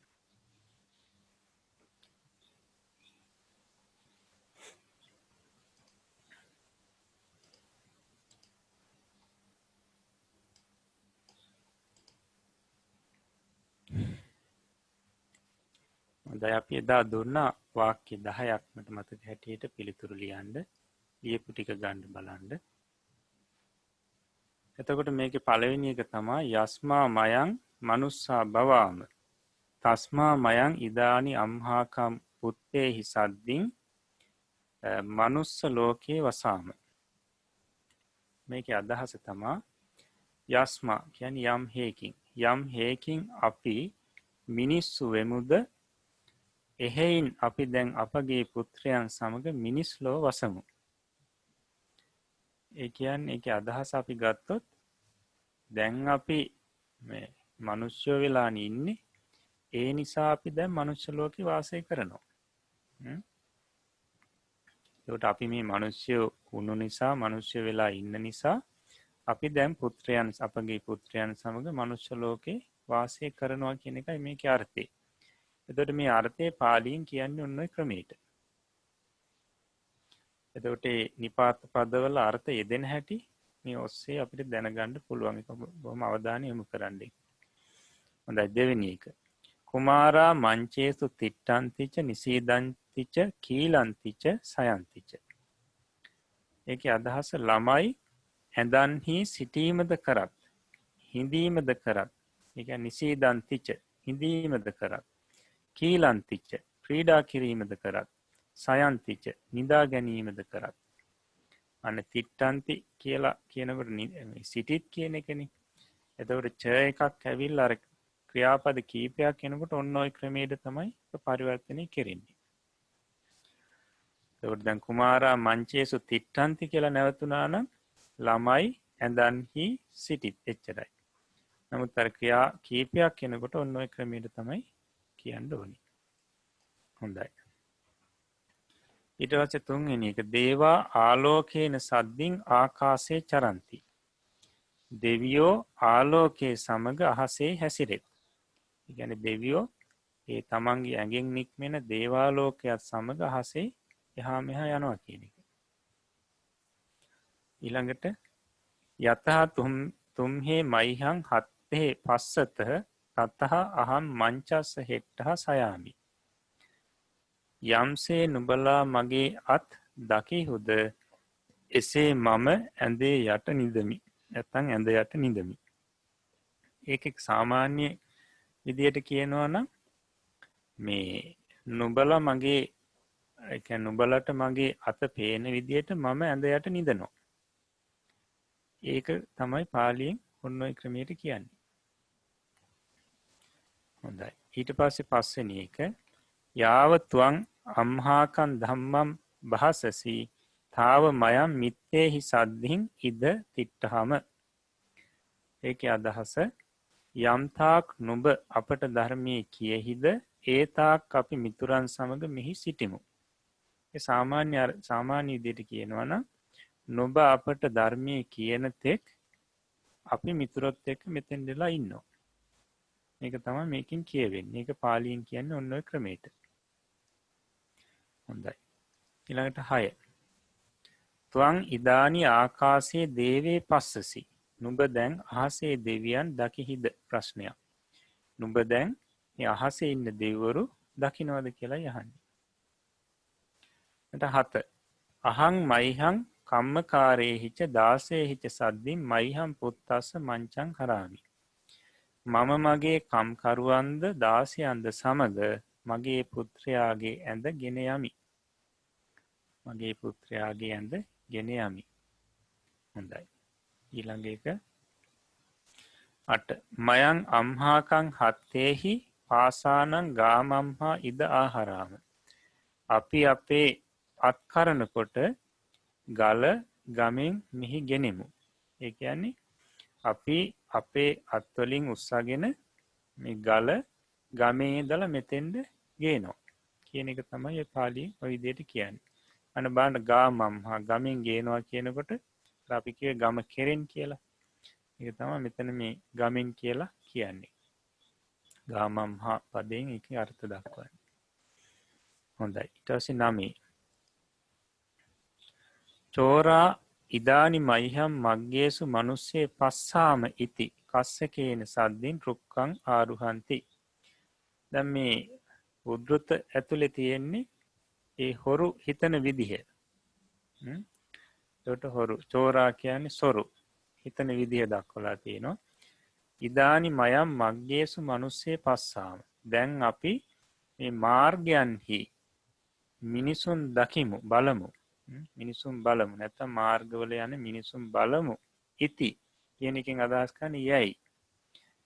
බලමු යයි ගොවියා සමග ගසට නගිත්. සොරු හිතන විදිය තමයි තියෙන්නේ. සොරු හිතනවා දැන් අපි මාර්ගයන්හි යන මිනිසුන් බලමු කියලා ගොවියත් එක ගහට නගිනවා. ඒ පාලියෙන් කියන ක්‍රමයයි ඔය. යට 10.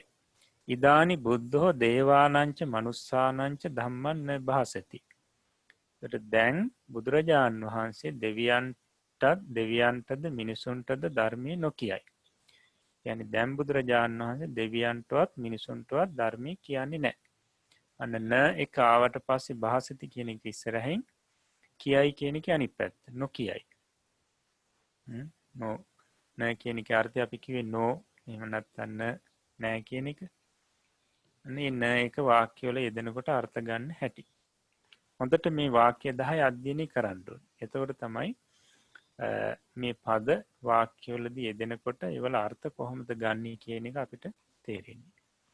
හොඳයි. ඊළඟට අපි බලමු අභ්‍යාසයේ විදිහට තියෙනවාද ශබ්ද තවත් 5ක් දීලා පුරිස ශබ්දයේ විදිහට වර්ණන්වන්න. පළවෙනි එක අස්ස කියන ශබ්දේ. එන අශ්වයට කියන්නේ පාලියෙන් අස්ස. ඒක වර්ණන් වෙනවා අස්සෝ අස්සා ඔය විදිහට. ඊළඟට ගෝණ ශබ්දේ. ගුණාට කියන්නේ පාලියෙන් ගෝණ කියලා. ඊට ඊළඟට සුනක ශබ්දේ. සුනක කියන්නේ බල්ලට. ඊළඟට සීහ කියන්නේ සිංහයාට. ඊළඟට මිග කියනවා මුවාට. ඔය ටික පුරිස ශබ්දයේ විදිහට වර්ණන්වන්න.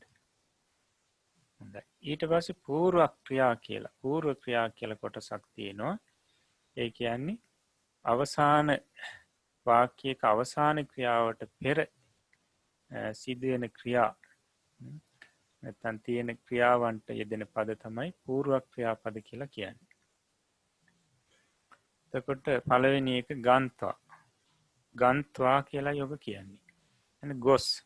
ළඟට දහවිත්වා කියන්නේ දුවලා කියන එක. දුවගෙන ගිහිල්ලා. ඊළඟට පචිත්තා කියන්නේ පිස නැත්නම් උයලා කියන එක. ඊළඟට සයිත්වා කියන්නේ නිදාගෙන කියන එක. නිදා කියන්නේ එකයි. ඊළඟට බුඤ්ජිත්වා කියන්නේ අනුභව කොට. ඊළඟට කහදිත්වා ඒ කියන්නේ කාලා කියන එක. ඊළඟට ආගන්ත්වා කියලා යොක කියන්න ඕනි. එතකොට ආගා ඊට පස්සේ අල් නයන්න අල් තයන්න ඊට පස්සේ වා. එතකොට ආගන්ත්වා කියන්නේ අවුත් කියන එක. ඇවිල්ලා. ඊළඟට නහාත්වා කියන්නේ නාලා කියන එක. නාලා කියන එක. නැත්නම් ස්නානය කරලා. ඊළඟට ඨත්වා කියන එක අර්ථය සිට කියන එක.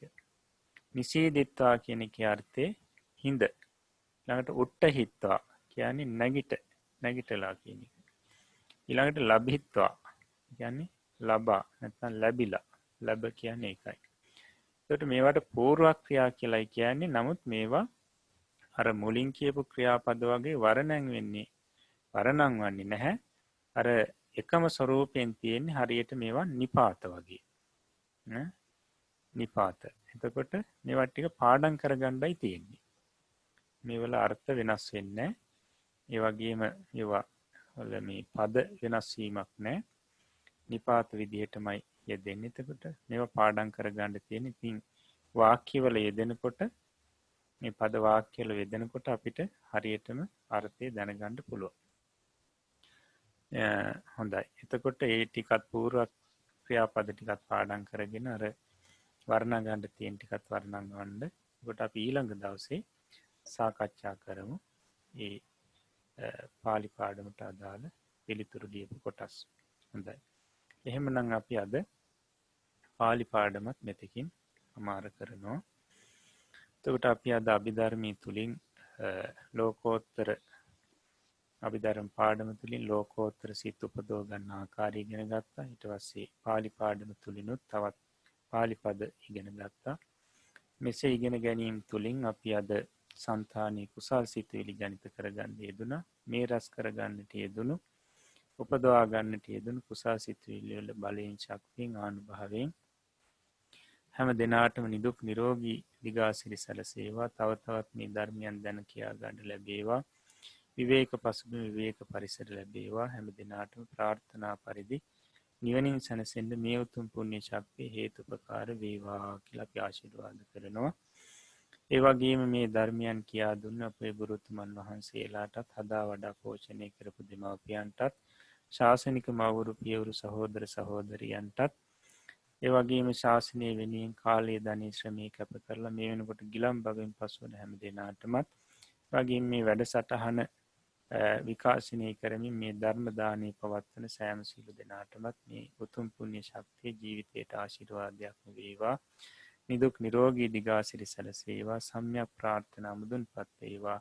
කෙලවර උතුම් නිවනින් සැනසේවා කියලා අපි ආශිර්වාද කරනවා. ඒ වගේම ශාසන ආරක්ෂක ලෝකපාලක ආත්මාරක්ෂක අල්පේශාක්‍ය මහේශාක්‍ය දේවතා මණ්ඩලයේ දිව්‍යතා මණ්ඩලයටත් මේ පින් දැනේවා පෙනේවා මෙපින් අනුමෝදන් වෙත්වා. දෙවියෝ සැපයෙන් සැපයට පත්වෙත්වා. සම්‍යක් ප්‍රාර්ථනා මුදුන්පත් කර ගනිත්වා. බුද්ධ ශාසනී බුද්ධ ශ්‍රාවකයන් ආරක්ෂා කරත්වා කියලා අපි ආරාධනා කරමින් පුණ්‍යානුමෝදනා කරමු. ඒ වගේම මිය පරලෝක ගොස් පින් බලාපොරොත්තු වන හැම දෙනාටමත් මේ පින් දැනේවා පෙනේවා පින් අනුමෝදන් වෙත්වා. ඥාතිහු සැපයෙන් සැපයට පත්වෙත්වා. කෙලවර නිවනින් සැනසෙත්වා කියලා අපි පුණ්‍යානුමෝදනා කරමු. අවසාන වශයෙන් අප හැම දෙනාටම මේ උතුම් පුණ්‍ය ශක්තිය සතර මාර්ග සතර ඵල පිළිවෙලින් උතුම් නිවනින් සැනසෙන්නටම හේතුපකාර වේවා කියන ප්‍රාර්ථනාව ඇති කරගෙන මං කීවට පසුව මේ වාක්‍ය කියමින් නිවන් සුව ප්‍රාර්ථනා කරමු. ඉදම්මේ පුඤ්ඤ කම්මං පුඤ්ඤ කම්මං ආසවක්ඛයා වහං හෝතු ආසවක්ඛයා වහං හෝතු සබ්බ දුක්ඛා පමුංචතු සබ්බ දුක්ඛා පමුංචතු මාගේ මේ පුණ්‍ය ධර්මය මාගේ මේ පුණ්‍ය ධර්මය මාර්ගඵල නිවන් පිණිසම මාර්ගඵල නිවන් පිණිසම හේතු වේවා හේතු වේවා වාසනාව වේවා වාසනාව වේවා. සාදු සාදු සාදු. අද දිනයේ මේ 20 වැනි අභිධර්ම හා පාලි භාෂා පුහුණු වැඩසටහන තුළින් පෞරාණික තේරවාදය ත්‍රිපිටක අධ්‍යයන පාඨමාලාවෙහි 20 වැනි අභිධර්ම හා පාලි භාෂා පුහුණුව තුළින් ලෝකෝත්තර සිත් පිළිබඳව පැහැදිලි කර දෙන්නට යෙදුණා. මං හිතනවා අපි සෑම සියලු දෙනෙක්ටම ඊටාම මනවින් මේ චිත්ත කාණ්ඩයට අයත් සිත් 89 පිළිබඳව පැහැදිලි කර දෙමින් විස්තර කර දෙමින් මනාව ඒවා අර්ථ ගන්වමින් ඒවා අපේ චිත්තසංතාන තුළ මනවින් තැන්පත් කරන්නට ගෞරවනීය ස්වාමින් වහන්සේ මහත් වෙහෙසක් අරගනිමින් කටයුතු කරන බව අපි ඒකාන්තයෙන් දන්නවා. ඒ නිසාවෙන් අද දිනේ මේ උතුම් වැඩසටහන තුළින් ඊ타ත්ම ඕනෑකමින් මහත් කැපවීමෙන් මේ වැඩසටහනට සහසම්බන්ධ වෙමින් වැඩසටහන් 20ක් පුරාවටම ලෞතර බුදුරජාණන් වහන්සේ අප වෙත කරුණාවෙන් දේශනා කළ ඒ නිවන් මාර්ගයම වූ ඒකායන නිවන් මාර්ගය වූ පරමාර්ථ ධර්ම දේශනා වූ අභිධර්මය ඉගෙන කියා ගන්නට සැදී පැහැදී කැපවී සිටින සත්පුරුෂ හිතවතුනි, ඔබ අප සෑම සියලු දෙනාටමත් මේ උදාාර කුසලය ඒකාන්තෙන් නිර්වාණ ගාමිනී කුසලයක්ම වේවා කියලා අපි ප්‍රාර්ථනා කරමු. ඒ වගේම විශේෂයෙන් මේ උතුම් ධර්මලාභය අපට ලබා ගන්නට හැකි වෙලා තිබෙන්නේ ගෞරවනීය ස්වාමින් වහන්සේ මහත් ඕනෑකමින් මේ ධර්ම දාණය අප වෙත ලබා දීමට කරන්නා වූ මේ අචින්තනීය කැපවීම නිසාවෙන්මයි. ඒ නිසාවෙන් අපි මේ වැඩසටහන් 20ක් පුරාවට චිත්ත කාණ්ඩයට අයත් සිත් 89ක් ඉගෙනගත් වැඩ පිළිවෙල තුලින් ජනිත කරගත්තා වූ සකල විපුල කුසල සම්භාර ශක්තියෝම ගෞරවනීය ස්වාමින් වහන්සේට නිදුක් නිරෝගී චිරජීවනයේ පිණිසම හේතුපනිශ්‍රය වේවා. ස්වාමින් වහන්සේගේ ධර්මානුධර්ම ප්‍රතිපදාව දියුණු පමුණු කරගන්න ලැබේවා. ස්වාමින් වහන්සේගේට පාරමී කුසලයක්ම වේවා කියලා අපි ප්‍රාර්ථනා කරමු. ඒ වගේම මෙවන් වූ උදාාරතර බුද්ධ පුත්‍ර ස්වාමීන් වහන්සේ නම මේ සම්බුද්ධ ශාසනයට දායාද කිරීමට උන්වහන්සේ ජනිත කළා වූ මව්දෙමව්පියන්ට හදා වඩා පෝෂණය කළා වූ මව්දෙමව්පියන්ටත් මේ උදාාරතර කුසලය නිවන් පිණිසම සංසාර දුකින් එතර වීම පිණිසම හේතුපනිශ්‍රේ වේවා කියලා ප්‍රාර්ථනා කරමු. ඒ වගේම අපට මේ ධර්මය ඉගෙනගත හැකි වන්නේ ගෞරවනීය ස්වාමින් වහන්සේට මේ ධර්මයේ මනවින් කියා දෙමින් ස්වාමින් වහන්සේ පැවිදි වූ දා පටන් අද දක්වාමත් අනාගතයට ස්වාමින් වහන්සේ හික්මවන්නා වූ ඒ උදාාරතර සත්පුරුෂ ශ්‍රේෂ්ඨ ගුරුත්තම වහන්සේලා ගුරු දේවෝත්තමයන් වහන්සේලා නිසාවෙන්මයි. ඒ නිසාවෙන් ඒ ගුරුතුමන් වහන්සේලාටත් මේ උදාාරතර කුසලය උන්වහන්සේලාගේ පාරමී ධර්ම මස්තක ප්‍රාප්ත කර ගැනීම පිණිසම හේතු වාසනා වේවා කියලත් අපි මේ විශේෂයෙන් වැඩසටහන් 20ක් පුරාවට මේ චිත්තකාණ්ඩ ඉගෙන කියාගත් අත දවසේදී අපි විශේෂයෙන් ප්‍රාර්ථනා කරමු. හොඳයි. එහෙමනම් 20 වැනි අභිධර්ම හා පාලි භාෂා පුහුණු වැඩසටහන අපි මේ ආකාරයට නිමා කරන්නටයි අපේ සූදානම. මින් අනතුරුව මේ සජීවී වැඩසටහන තුළින් ඔබට පුළුවන් ඔබේ තිබෙන ගැටලු මේ සාකච්ඡා කරන්නට යෙදුණු මේ සිත් 89 පිළිබඳව විශේෂයෙන් අද දවසේ සාකච්ඡා කළ ලෝකෝත්තර සිත් පිළිබඳව ඒ නිර්වාණගාමිනී නිවන් මඟ පිළිබඳව ඒ ප්‍රතිපදාව පිළිබඳව ඔබට තිබෙන කාරණා දැන කියා ගන්නට සාකච්ඡා කරන්නට. ඉතින් ඒ ප්‍රශ්න සාකච්ඡාව අපි ආරම්භ කරන්නට මත්තෙන් නිල වශයෙන් මේ සජීවී වැඩසටහනේ පළමු වර්ධය අපි අවසන් කරමු. ඒ සඳහා අපි ගෞරවනීය ස්වාමින් වහන්සේ වන්දනා කරමු. විශේෂයෙන් අපි මේ YouTube channel පෞරාණික තේරවාදය YouTube channel ඔස්සේ මේ වැඩසටහන් 20ක් පුරාවට මේ වැඩසටහනට සහ සම්බන්ධ වුණු අපේ සත්පුරුෂ හිතවතුන්ටත් අපි මේ වෙලාවේදී මතක් කරන්නට කැමති. විශේෂයෙන් මේ ලෝකෝත්තර සිත් කාණ්ඩය අවසන් වුණායින් අනතුරුව විශේෂයෙන් මේ චිත්ත කාණ්ඩය අවසන් වුණායින් අනතුරුව ඉදිරි සතියකදී අපි බලාපොරොත්තු වෙනවා භාවනා වැඩසටහනක් ආරම්භ කරන්නට. ඒක ඉරිදා දිනේදී සවස ශ්‍රී ලංකා වේලාවෙන් සවස 5ට පමණ ආරම්භ කරන්න බලාපොරොත්තු වෙන්නේ. ඒ නිසාවෙන් ඒ භාවනා වැඩසටහනට සජීවීව සම්බන්ධ වෙන්න අවශ්‍ය කෙනෙක් වෙනවා නම් ඒ අයට පුළුවන් tripitaka.lesson@gmail.com අපේ ඊමේල් ලිපිනයට ලියා දන්වන්න.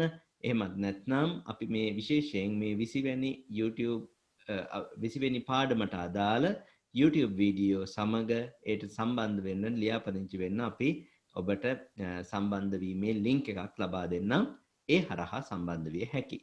හොඳයි. එහෙමනම් ඒ පණිවිඩයත් සමගම අද දිනේට નિયમિતව තිබූ අද දින මේ 20 වැනි අභිධර්ම පාඩම අපි මේ ආකාරයෙන් අවසන් කරමු. එහෙමනම් අපි ගෞරවනීය ස්වාමින් වහන්සේ වන්දනා කරමු. සියලු දෙනාම මාත් සමගම එක්ව. අවසරයි ස්වාමීනි. ඕකාස වන්දාමි භන්තේ සුඛී හෝතු. මයා කතං පුඤ්ඤං සාමිනානුමෝදිතබ්බං සාදු සාදු අනුමෝදන්. සාමිනා කතං පුඤ්ඤං මයිහං දාතබ්බං සාදු අනුමෝදිතබ්බං. සාදු සාදු අනුමෝදාමි. ඕකාස ద్వාරත්තේන කතං සබ්බං අච්චයං කමතමේ බන්තේ අමාමි කමිතබ්බං. සාදු ඕකාස කමාමි බන්තේ. සුඛී හෝතු නිබ්බාන පච්චය හෝතු. සුවපත් වේවා.